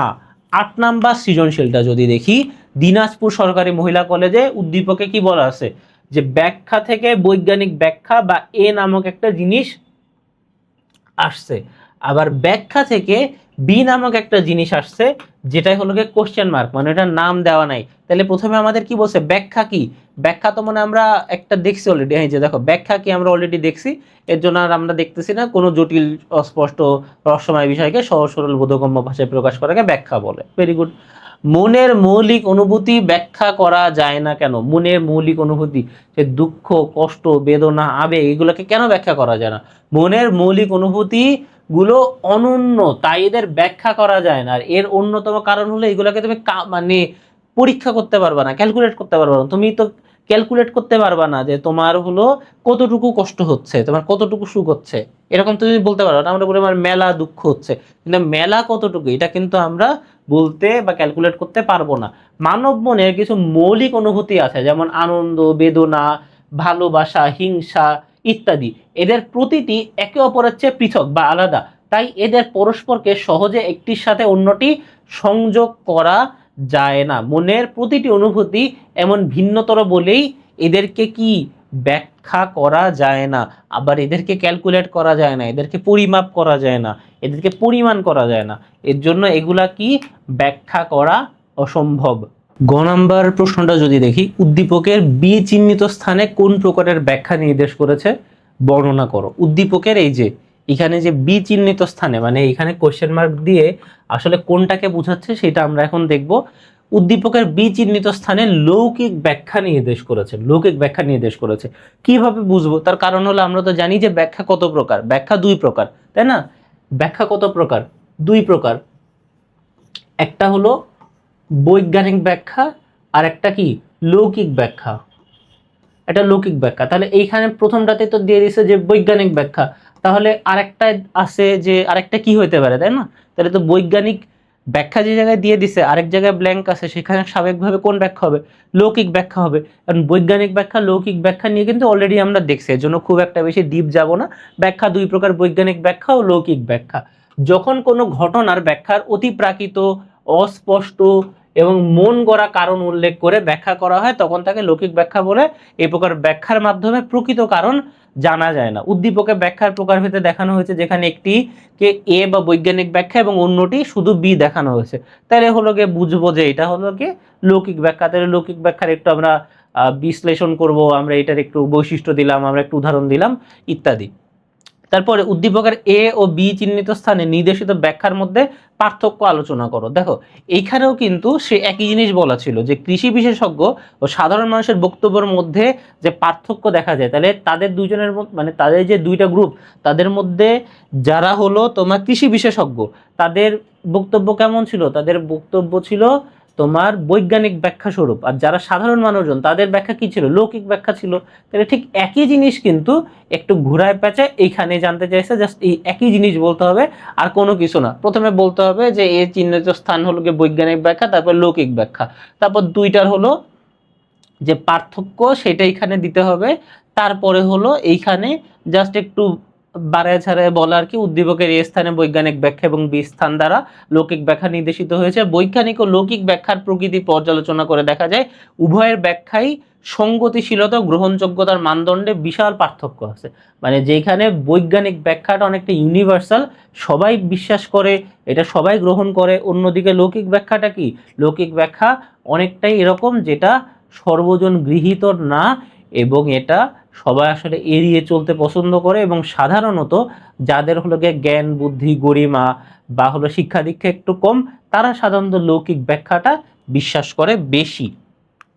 9 নম্বর প্রশ্ন, আব্দুল কাদির মোল্লা সিটি কলেজ নরসিংদীর একটা প্রশ্ন টেস্ট পরীক্ষার, যে ঘটনা এক, একজন জীববিজ্ঞানী জীবনের মাত্রা অনুসরণ সাজান, যথা মানুষ পশু পাখি উদ্ভিদ, এভাবে তিনি এই একজন জীববিজ্ঞানী জীবনের মাত্রার অনুসারে তিনি এইভাবে সাজান। ঘটনা 2, সিয়ামের মা বললেন তুমি পড়ার টেবিলে প্রথমটাকে পাঠ্য বই, দ্বিতীয়টাকে গল্পের বই, তৃতীয়টাকে খাতা কলম সাজিয়ে রাখবে। তার মা তাকে এরকম ভাবে বলছে, ভালো কথা। ঘটনা 3, মাপিস বলল প্রাণী জগৎ উদ্ভিদ জগৎ ও অন্যান্য বস্তুরাজিকে প্রকৃতি তার নিজস্ব নিয়মে বিন্যস্ত করে রেখেছে বা ভাগ করে রেখেছে। এখন কথা হলো শ্রেণীকরণ কি, বিশেষ উদ্দেশ্যে কোনো বস্তু সমূহ বা ঘটনাবলীর মধ্যে সাদৃশ্য ও বৈসাদৃশ্যের ভিত্তিতে একত্রে সন্নিবেশ করার মানসিক প্রক্রিয়াই হলো শ্রেণীকরণ। তাহলে এই একটা হলো কি শ্রেণীকরণের সংজ্ঞা, চাইলে এর পাশে একটা উদাহরণও দিয়ে দিতে পারো, একটা ভালো প্র্যাকটিস। খ নাম্বার, পরিবর্তনশীল বস্তু শ্রেণীকরণ করা যায় না কেন? তার কারণ হলো শ্রেণীকরণ করা যায় না কারণ যখন কোনো জিনিসটা পরিবর্তনশীল, সময়ের সাথে সাথে সেটার তোমার বস্তুগত গুণ, তার হলো গিয়ে যে সংখ্যা, তার হলো গিয়ে গুণ, এগুলা কি বৃদ্ধি পায় হ্রাস পায়। তাহলে যখন এরকম কোনো কিছু বৃদ্ধি পায় বা হ্রাস পায় তখন তো সেটা কোনো কিছুর মধ্যে ক্লাসিফাই করা যায় না। এর জন্য পরিবর্তনশীল বস্তুর গুণ অস্থায়ী বলে তা শ্রেণীকরণ করা যায় না। সাধারণত কোনো বস্তু বা ঘটনা সমূহকে শ্রেণীকরণ করার সময় স্থায়ী ও আবশ্যিক গুণ, কি স্থায়ী ও আবশ্যিক গুণ বিবেচনা করা হয়। কিন্তু যেসব বস্তুর গুণ নিত্য পরিবর্তনশীল, মানে প্রতিনিয়ত পরিবর্তনশীল, এবং এক বস্তুর গুণ অন্য বস্তুর নিহত থাকে, মানে একটার উপর ডিপেন্ডেন্ট থাকে, তাদের শ্রেণীকরণ করা যায় না। তাহলে কোন কোন জিনিসের শ্রেণীকরণ করা যায় না এটাও দেখলাম, আর পরিবর্তনশীল দ্রব্যর বা পরিবর্তনশীল বস্তুর কেন শ্রেণীকরণ করা যায় না বা ক্লাসিফিকেশন করা যায় না, আমরা সেটাও দেখলাম। তারপরে গ নাম্বার, ঘটনা 2 কোন শ্রেণীকরণের ইঙ্গিত পাওয়া যায় ব্যাখ্যা করো। ঘটনা 2 কি, সিয়ামের মা বললেন তুমি পড়ার টেবিলে প্রথমটাকে পাঠ্য বই, দ্বিতীয়টাকে গল্পের বই, তৃতীয়টাকে খাতা কলম সাজিয়ে রাখবে। এটা কি, এটা হলো কি কৃত্রিম শ্রেণীকরণ। তার কারণ হলো প্রথমে বসে পড়াশোনার বই, তারপর গল্পের বই, তারপর হলো গিয়ে লেখাপড়া, মানে তোমার এটাকে কি বলে যে ইউটেন্সিলস যেগুলো আর কি, মানে হলো গিয়ে তোমার খাতা কলম হাবি জাবি এইগুলো সাজায় রাখতে বলছে, তাই না? তাহলে এইটা যে বলছে এটা কিন্তু নির্দিষ্ট কোনো নিয়ম নয়, তাই না? তার স্পেসিফিক এরকম পছন্দ, তার স্পেসিফিক এরকম তার ভালো লাগে বলেই সেভাবে সাজায় রাখতে বলছে। এর জন্য এটাকে কৃত্রিম শ্রেণীকরণকে নির্দেশ করেছে। যে শ্রেণীকরণ প্রক্রিয়ায় কোনো বিশেষ উদ্দেশ্য সাধনের জন্য অনাবশ্যক বা বাহ্যিক সাদৃশ্যের ভিত্তিতে, মানে এটা কেন করতেছে, এটা মূলত করতেছে এই যে বাহ্যিক সাদৃশ্যের ভিত্তিতে বা আউটার হলো গিয়ে কোনো জিনিসকে কেন্দ্র করে যখন করতেছে, বাহ্যিক সাদৃশ্যের ভিত্তিতে বস্তু বা ঘটনা সমূহের বিন্যাস করা হয়, তাকে কৃত্রিম শ্রেণীকরণ বলে। এরূপ শ্রেণীকরণের মাধ্যমে অর্জিত জ্ঞান বিশেষ উদ্দেশ্য সাধন করে থাকে। এখন উদ্দীপকে আমরা কি দেখছি সেটা বলবো। উদ্দীপকের ঘটনা 2 দেখা যায় সিয়ামের মা তাকে পড়ার টেবিলে প্রথম তাকে পাঠ্য বই, দ্বিতীয় তাকে গল্প এবং তৃতীয় তাকে খাতা কলম সাজিয়ে রাখার নির্দেশ দেন। এখানে বইগুলোকে তাদের অভ্যন্তরীণ বা মৌলিক গুণের ভিত্তিতে নয়, বরং ব্যবহারিক সুবিধার জন্য বা বাহ্যিক বৈশিষ্ট্যের ভিত্তিতে সাজানো হয়েছে। তাহলে কেন করছে না করছে এটা কিন্তু আমরা জানি না, জাস্ট আমরা এটুকু জানি যে তার পার্সোনাল প্রেফারেন্স বা তার ব্যক্তিগত পছন্দ বা ব্যক্তিগত তোমার চাহিদার সাপেক্ষে এইভাবে সাজিয়েছে। এখন তার বেশি হলো গিয়ে কোনটা বেশি দরকার সেটার জন্য, নাকি পড়ার বইগুলা বেশি ভারী ওর জন্য, নাকি তার পড়ার বইগুলাকে তার বেশি মর্যাদাবান মনে হয় বলে উপরে রাখতে বলছে, সেইটা আমরা জানি না। যেটুকু জানি যে তার ব্যক্তিগত চাহিদাকে প্রাধান্য দিয়ে এভাবে তিনি সাজাতে বলেছেন। তাই বলা যায় উদ্দীপকের ঘটনাদের বাহ্যিক সাদৃশ্যের ভিত্তিতে বস্তু সমূহকে বিন্যস্ত করার প্রক্রিয়াটি কৃত্রিম শ্রেণীকরণকে নির্দেশ করে। কোন ধরনের শ্রেণীকরণ? কৃত্রিম বা আর্টিফিশিয়াল শ্রেণীকরণ বা ক্লাসিফিকেশন। তারপরে ঘটনা 1 এবং ঘটনা 2 নির্দেশিত শ্রেণীকরণের মধ্যে পার্থক্য বিশ্লেষণ করো। ঘটনা 1-এ আমরা কি দেখতেছি, এখানে একজন জীববিজ্ঞানী মাত্রা অনুসারে সাজিয়েছেন। ঘটনা 2-এ আমরা কি দেখতেছি, সিয়ামের মা কি হিসাবে করছে আমরা তো দেখছি। আচ্ছা, ঘটনা 1 ও ঘটনা 2 দ্বারা যথাক্রমে ক্রমিক শ্রেণীকরণ ও কৃত্রিম শ্রেণীকরণকে নির্দেশ করেছে এবং দুইটার মধ্যে পার্থক্য দেখাও। ক্রমিক শ্রেণীকরণ বলতে কি বোঝাচ্ছে দেখো, যে এখানে বলছে যে মানুষ, পশু পাখি, উদ্ভিদ, তাইলে জীবকে মনে করো সে মূলত 3 ভাগে ভাগ করছে, জীবিত প্রাণীকে সে 3 ভাগে ভাগ করছে, একটা মানুষ, একটা উদ্ভিদ, একটা পশু পাখি। তাহলে এটা কিভাবে ভাগ করছে, এটা হলো কি ক্রমিক শ্রেণীকরণ বা সিরিয়াল ওয়াইজ সে সাজাইছে। কিন্তু তোমার এই যে আমাদের ঘটনা 2-এ যেটা ঘটছে সেটা কোন ধরনের শ্রেণীকরণ, আমরা গ নাম্বারে দেখছি কৃত্রিম শ্রেণীকরণ। গুণের মাত্রা তারতম্যর ভিত্তিতে বস্তু সমূহকে সাজানোকে ক্রমিক শ্রেণীকরণ বলে। গুণের মাত্রা তারতম্যর ভিত্তিতে, তাহলে এখানে কোনটা প্রায়োরিটি পাচ্ছে, এটা হলো গুণের মাত্রা প্রায়োরিটি পাচ্ছে। আর হলো কৃত্রিম শ্রেণীকরণ মূলত মানুষের দৈনন্দিন ব্যবহারের প্রয়োজন মেটাতে। তাহলে কৃত্রিমটা কেন, এটা দৈনন্দিন ব্যবহারের প্রয়োজন মেটাতে। তাহলে দুইটার ভিতরে যে মূল পার্থক্য বা মূল ইন্টেনশন সেটা আমরা বুঝতে পারলাম। অন্যদিকে কোনো বিশেষ উদ্দেশ্য সাধনের জন্য অনাবশ্যক বা বাহ্যিক সাদৃশ্যের ভিত্তিতে বস্তু বা ঘটনা সমূহকে বিন্যস্ত করে কৃত্রিম শ্রেণীকরণ বলে। এটা কৃত্রিম শ্রেণীকরণের সংজ্ঞা আমরা গ নাম্বারেই দেখছি। উদ্দীপকের ঘটনা একজন জীববিজ্ঞানী জীবনের মাত্রা অনুসারে মানুষ, পশু পাখি, উদ্ভিদ এভাবে সাজান।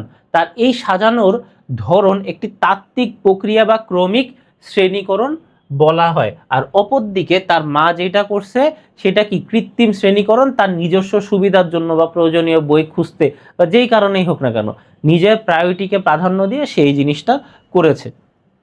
বাস্তব জীবনে মানুষ তার প্রতিটি পদক্ষেপ কৃত্রিম শ্রেণীকরণের উপর নির্ভর করে, মানুষের নিজের যেটা পছন্দ এইভাবে করে। এরকম কোনো লাইব্রেরিতে দেখা যায় যে এ থেকে জেড এইভাবে হলো গিয়ে বই সাজানো, কোনোটায় দেখা যায় যে মোটা বই, পাতলা বই, মাঝারি বই এইভাবে সাজানো, কোনোটায় দেখা যায় যে হলো গিয়ে কোন জনরার বই, দেখা হলো যে সাহিত্যর বই এক জায়গায়, আবার দেখা যায় সাহিত্যর বইয়ের ভিতরে হলো গিয়ে তোমার ভৌতিক সাহিত্য এক জায়গায়, তারপরে তোমার কল্পকাহিনী বা হলো গিয়ে রূপকথার কাহিনী সাহিত্য এক জায়গায় সেলফ হেল্প বুক, এক জায়গায় রিলিজিয়াস বুক, এক জায়গায় হলো গিয়ে হিস্টোরি রিলেটেড বুক, এক জায়গায় মাইথোলজি রিলেটেড বুক, এক জায়গায় রান্নাবান্না রিলেটেড বুক। এরকম বিভিন্ন ক্রাইটেরিয়া এক একজন কিন্তু ভাগ করতে পারে। আবার কি আবার দেখা যায় যে রঙের হিসাবে ভাগ করে রাখতে পারে। এটা যার যেরকম ব্যক্তিগত পছন্দ সেটা, যেরকম লাইব্রেরিতে বই সাজানো, ওষুধের দোকানে ঔষধ সাজানো, কিংবা আলমারিতে কাপড় গুছিয়ে রাখা, এই সবগুলা কৃত্রিম শ্রেণীকরণের উদাহরণ। এই প্রক্রিয়াগুলো সবই মানুষের ব্যক্তিগত প্রয়োজন ও বাহ্যিক সাদৃশ্যের ভিত্তিতে সম্পন্ন হয়। যদিও ক্রমিক শ্রেণীকরণে বৈজ্ঞানিক ও তাত্ত্বিক ক্ষেত্রে গুরুত্বপূর্ণ, কিন্তু সাধারণ মানুষের জন্য দৈনন্দিন জীবন ও ব্যবহারিক ক্ষেত্রে কৃত্রিম শ্রেণীকরণই বেশি যুগোপযোগী বা বেশি কার্যকর। 10 নাম্বারটা দেখি, বিকারুন্নেসা নুন স্কুল অ্যান্ড কলেজের প্রশ্ন। প্রথমে আসতেছে সম্ভাবনার ভিত্তি কি, ক নাম্বার। সম্ভাবনা যার উপর নির্ভর করে প্রকাশিত হয় তাই সম্ভাবনার ভিত্তি। তাহলে সম্ভাবনার ভিত্তি কি, সম্ভাবনা যার উপর ভিত্তি করে প্রকাশিত হয় তাই সম্ভাবনার ভিত্তি। আচ্ছা, একক ঘটনা কখনোই আকস্মিক হতে পারে না। তার কারণ কি, একক ঘটনা কখনোই আকস্মিক হতে পারে না। তার কারণটা কি, প্রতিটি ঘটনার পিছনেই কোনো কারণ থাকে, মানে যে কারণ কার্য যেই বিষয়টা যেটা আমরা অলরেডি দেখছি, প্রতিটি ঘটনার পিছনে কোনো কারণ থাকে, কারণ ছাড়া কোনো কিছু ঘটে না। এর জন্য একক ঘটনা কখনোই আকস্মিক না। যেরকম মনে করো তুমি তোমার বাসা থেকে বেরোনোর সময় তুমি এরকম চিন্তাও করো নাই, কল্পনা করো নাই, তোমার মাথায় আসে নাই যে তোমার ক্লাস 6-এর বন্ধুর সাথে দেখা হবে, তাই না? তাহলে এটা তোমার কাছে কি হচ্ছে, এটা তোমার কাছে আকস্মিক বা অ্যাক্সিডেন্টাল বিষয়। কিন্তু এটা কিন্তু হুট করে হয় না, এর পিছনে অবশ্যই রিজন আছে। সে দেখা গেল হঠাৎ করে সে তার মানে এই শহর থেকে চলে গেছিল, অন্য শহরে গেছিল, সে হঠাৎ করে এই শহরে আসছে বলে দেখা হয়েছে। বা দেখা গেছে যে সে সাধারণত অন্য রাস্তা দিয়ে যেত, হঠাৎ করে এই রাস্তা দিয়ে গেছে বলে তোমার সাথে দেখা হয়েছে। বা কিংবা মনে করো যে সে তোমার সাথে দেখা করতেই আসছে, সেটা ও জানে, তুমি জানো না, এজন্য তোমার কাছে বিষয়টা আকস্মিক। কিন্তু কোনো জিনিস তোমার উইদাউট কারণ বা কোনো রিজন ছাড়া কোনো জিনিস ঘটে না। আকস্মিকতা মূলত দুটি স্বাধীন কারণ শৃঙ্খলের অপ্রত্যাশিত মিলনকে বোঝায়। কেমন মিলন? অপ্রত্যাশিত মিলন, মানে এই মিলনটা বা এই যেই তোমার যে ইনসিডেন্টটা বা বা এই ইনসিডেন্টটা যে একজন ফেস করবে এটা কি সম্পূর্ণ অ্যাক্সিডেন্টাল, কেউ আগে প্ল্যান করে নাই বা ভাবেও নাই, যেখানে আমরা ঘটনার কারণ সম্পর্কে আগে থেকে অবগত থাকি না, ঘটনার কারণ সম্পর্কে কি অবগত থাকে না, কিন্তু বস্তুগতভাবে প্রতিটি ঘটনায় প্রকৃতির নিয়মানুবর্তিতা বা কার্যকারণ নিয়ম দ্বারাই নিয়ন্ত্রিত। আমাদের কাছে হয়তো মনে হচ্ছে যে এটা কিভাবে হলো আমি বুঝতে পারতেছি না বা একদম অ্যাক্সিডেন্টাল, এরকম কোনো কিছু প্ল্যান করে নাই, কিন্তু প্রকৃতির সবকিছুই কি প্ল্যান থাকে। তাই কোনো ঘটনাই কারণহীন বা নিছক আকস্মিক নয়, নিছক আকস্মিক নয়। এখন আমরা দেখি দৃশ্যকল্প একে সৌম্যর পরীক্ষায় শুদ্ধ উত্তরের সম্ভাবনা নিয়ম আলোকে দৃশ্যকল্প একে সৌম্যের পরীক্ষায় শুদ্ধ উত্তরের সম্ভাবনা নিয়মের আলোকে ব্যাখ্যা করো। সে কি করছে দেখি। সৌম্য ঢাকা বিশ্ববিদ্যালয়ের ভর্তি পরীক্ষায় 100টি প্রশ্নের মধ্যে 45টি প্রশ্নের শুদ্ধ উত্তর লিখে আসতে সক্ষম হয়েছে, ভালো কথা। তাইলে সে যদি এটা করে যে 100র ভিতরে সে 45টা উত্তর ঠিক মতো দিতে পারছে, তাহলে কি এখানে 45/100, এখানে 100 কি 100 হলো টোটাল সংখ্যা, প্রশ্নের সংখ্যা, আর 45 তার হলো প্রশ্ন পারার সংখ্যা। তাহলে 45 100-র ভিতরে কতবার যায়, বা 5 হলো 45-এর মধ্যে কতবার যায়, 9 বার যায়, আর 100-র ভিতরে কয়বার যায়, 20 বার যায়। অতএব কত হবে 9/20। তাইলে এটা কত হবে 9/20। তার পরীক্ষায় তাহলে দৃশ্যকল্প একে সৌম্যের শুদ্ধ উত্তরের সম্ভাবনা কত, 9/20। দৃশ্যকল্প 2 এবং দৃশ্যকল্প 3 প্রতিফলিত বিষয়ের পার্থক্য নিরূপণ করো। মিজান সাহেব ওয়াজ মাহফিলের স্টেজে বয়ানরত অবস্থায় হঠাৎ অসুস্থ মৃত্যুবরণ করেন। স্বাভাবিকভাবে সে মৃত্যুবরণ করবে এটাকে ওইভাবে কল্পনা করে যায়নি, সেও কল্পনা করে না, লোকজনও কল্পনা করে নাই। বিসিএস এর লিখিত ও মৌখিক পরীক্ষা শেষ হওয়ার পর কবির বলল সে উত্তীর্ণ হতেও পারে নাও হতে পারে। তাহলে এইটা দেখো, এটা আকস্মিকতা, এটা প্রবাবিলিটি বা সম্ভাবনা। দেখি আমরা। হ্যাঁ, দৃশ্যকল্প 2 আকস্মিকতা এবং দৃশ্যকল্প 3 সম্ভাবনার প্রতিফলন ঘটেছে, যাদের মধ্যে স্পষ্ট পার্থক্য বিদ্যমান। তাহলে এখানে আমরা আগে কি করব, আগে দেখা গেল যে আমরা উদ্দীপকের বিষয়টাও তুলে দিতে পারি, বা হলো আকস্মিকতা কি সম্ভাবনা কি সেই বিষয়ে আমরা একটা সংজ্ঞা দিতে পারি। উদাহরণ দিলাম, উদাহরণটা আমাদের উদ্দীপকে দেওয়া গেছে, চাইলে আরো দিতে পারলাম আর একটা করে, বা বৈশিষ্ট্য দিলাম, তারপর আমরা উদ্দীপকের বিষয়টা তুললাম, তারপরে আমরা বলবো। পরিশেষে বলা যায় আকস্মিকতা হলো অপ্রত্যাশিত সংযোগ যার উপর মানুষের কোনো নিয়ন্ত্রণ নাই। অন্যদিকে সম্ভাবনা হলো অনিশ্চয়তার মধ্যে একটি যৌক্তিক পরিমাপ। মানে আমরা আকস্মিকতা পরিমাপ করতে পারি না, কারণ তো আমরা জানি না ওই বিষয়টা ঘটবে কিনা, বা বিষয়টা ঘটছে কিনা, বা বিষয়টা ঘটার কোনো চান্স আছেও কিনা, আমাদের চিন্তাতেও নাই। তাহলে যেই জিনিস আমাদের চিন্তায় নাই, যেই বিষয়ে আমাদের তথ্য নাই, সেই বিষয়ে আমরা ক্যালকুলেশন কিভাবে করব, সম্ভব না। কিন্তু প্রবাবিলিটি বা সম্ভাবনা যেটা, সেটা আমাদের তো কিছু ডেটা আছে। যেরকম এই যে গ নাম্বার প্রশ্নে 100টা প্রশ্নের ভিতরে 45টা ঠিক করছে, তাহলে তার ঠিক হওয়ার সম্ভাবনা কত, 9/20%। আমাদের কাছে কিছু তথ্য আছে, কিন্তু আকস্মিকতা এরকম কোনো তথ্য থাকে না। দৃশ্যকল্পদের ঘটনাটি একটি দুর্ঘটনা বা কোইন্সিডেন্স, আর দৃশ্যকল্প 3 বিষয়টি অনিশ্চয়তা, ভবিষ্যতের একটি গাণিতিক সম্ভাবনা বা প্রবাবিলিটি। সম্ভাবনার ইংরেজি কি, প্রবাবিলিটি। ইংরেজি প্রতিশব্দগুলো খুব ভালোভাবে জেনে যেতে হবে। ঘ নাম্বারে কি বলছে, আচ্ছা ঘ তো আমাদের শেষ, এবার আমাদের লাস্ট প্রশ্ন, সৃজনশীল প্রশ্ন নাম্বার 11। 17 দিছে, 11 হবে। ওকে, হলিক্রস কলেজের একটা প্রশ্ন, দৃশ্যকল্প 1, আগামী বছর বাংলাদেশ চাঁদে পা রাখতেও পারে বা না রাখতেও পারে। তাহলে বিষয়টা কি, প্রবাবিলিটি 50-50। জমির চাচার পুরাতন ঘর ভেঙে নতুন ঘরের ভিত্তি স্থাপন করতে গিয়ে মাটির নিচে একটা বাক্সে 100 একর জমির দলিল পেয়ে হতভম্ব হয়ে গেল। তাহলে তারা কি এই কাজটা করার আগে ভাবছিল যে এরকম কোনো কিছু পাবে কি পাবে না, না। তাহলে বিষয়টা কি, বিষয়টা হলো সম্ভাবনা নাকি আকস্মিকতা, আকস্মিকতা। আচ্ছা, বুবলি 4 বার বল করলে একজন বোল্ড আউট হয় এবং 10 বার বল করলে একজন ক্যাচ আউট হয়, তাহলে বোল্ড আউট আর ক্যাচ আউট হওয়ার একত্রে ঘটার সম্ভাবনা কত। প্রবাবিলিটির ম্যাথ আমরা একটু দেখবো, এটাই প্রবাবিলিটির তোমাদের বইয়ে কম্পারেটিভলি একটু জটিল ম্যাথ, তাছাড়া যা যা আছে সব সহজ। যুক্তিবিদ কার্ভেট রিডের মতে সম্ভাবনার ভিত্তি কি, কার্ভেট রিডের মতে সম্ভাবনার ভিত্তি হলো বস্তুগত বা বিষয়গত। আচ্ছা, ব্যাখ্যা করার কিছুই নেই। সম্ভাবনা জ্ঞানের সীমাবদ্ধতা প্রকাশ করো। সম্ভাবনা হলো জ্ঞানের সীমাবদ্ধতার প্রকাশ, মানে আমাদের জ্ঞান যে জায়গায় শেষ হয়ে যায় সেইখানে সম্ভাব্যতা বা সম্ভাবনা কাজে দেয়। যেরকম আমরা জানি না যে এই যে দ্বিতীয় সৃজনশীলে আমরা যে প্রশ্নটা দেখছিলাম যে ওই লোকটা বিসিএস এ চান্স পাবে কি পাবে না, আমরা কি শিওর জানি যে সে চান্স পাবে কি পাবে না? হয়তো পাবে, হয়তো পাবে না, তাহলে আমাদের জ্ঞান নাই। কিন্তু এই জায়গায় এসে আমরা আমাদের সম্ভাবনা কাজে লাগাতে পারি, তার চান্স পাওয়ার পসিবিলিটি কত বা পসিবিলিটি কত না। সম্ভাবনা একটি কি মাত্রাগত ব্যাপার, অর্থাৎ সম্ভাবনা কোনো কোনো ক্ষেত্রে বেশি হয়, আবার কোনো কোনো ক্ষেত্রে কম হয়। যেরকম ওয়েদার ফরকাস্টে কি বলে, আজকে 70% সম্ভাবনা বৃষ্টি হওয়ার আর 30% সম্ভাবনা বৃষ্টি না হওয়ার। তাহলে কি একটার পরিমাণ বেশি একটা কম, আর পরের দিন দেখা গেলো বললো যে 50% পসিবিলিটি বৃষ্টি হয়, 50% পসিবিলিটি বৃষ্টি হবে না। এরকম যেমন আকাশে মেঘ করেছে বৃষ্টি হতে পারে, এই বক্তব্য সম্ভাবনায় অধিক মাত্রাকে নির্দেশ করে, তাই বলা যায় সম্ভাবনা জ্ঞানের সীমাবদ্ধতার প্রকাশ।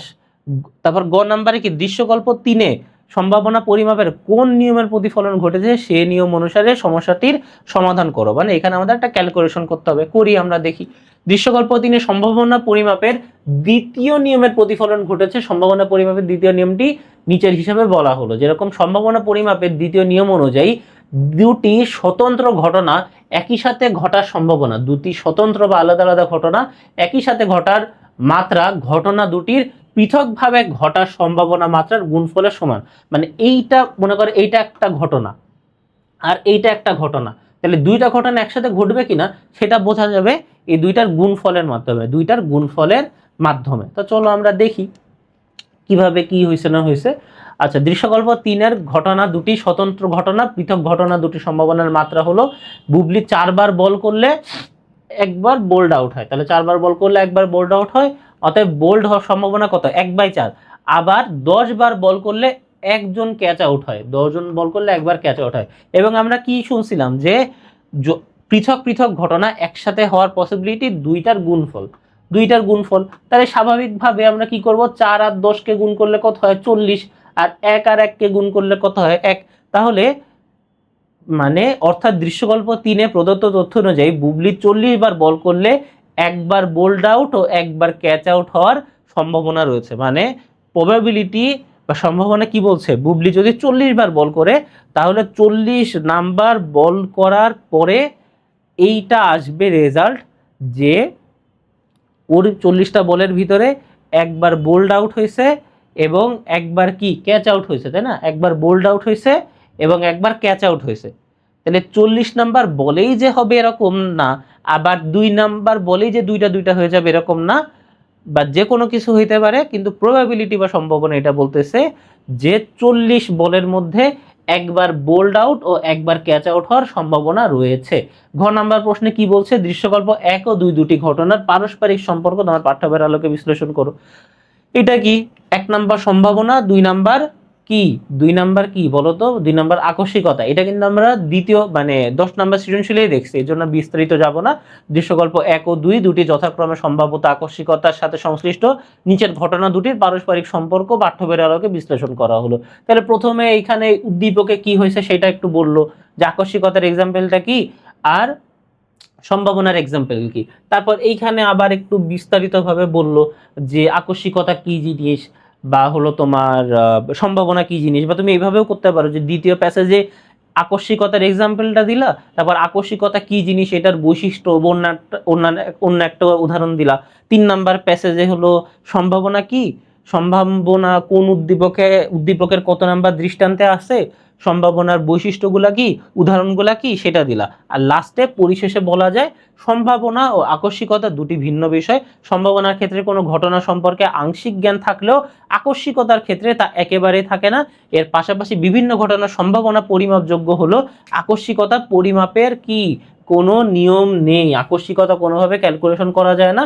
এসব কারণে উদ্দীপকের ঘটনা দুটির মধ্যে সাদৃশ্যের চেয়ে বৈসাদৃশ্য বেশি লক্ষ্য করা যায়।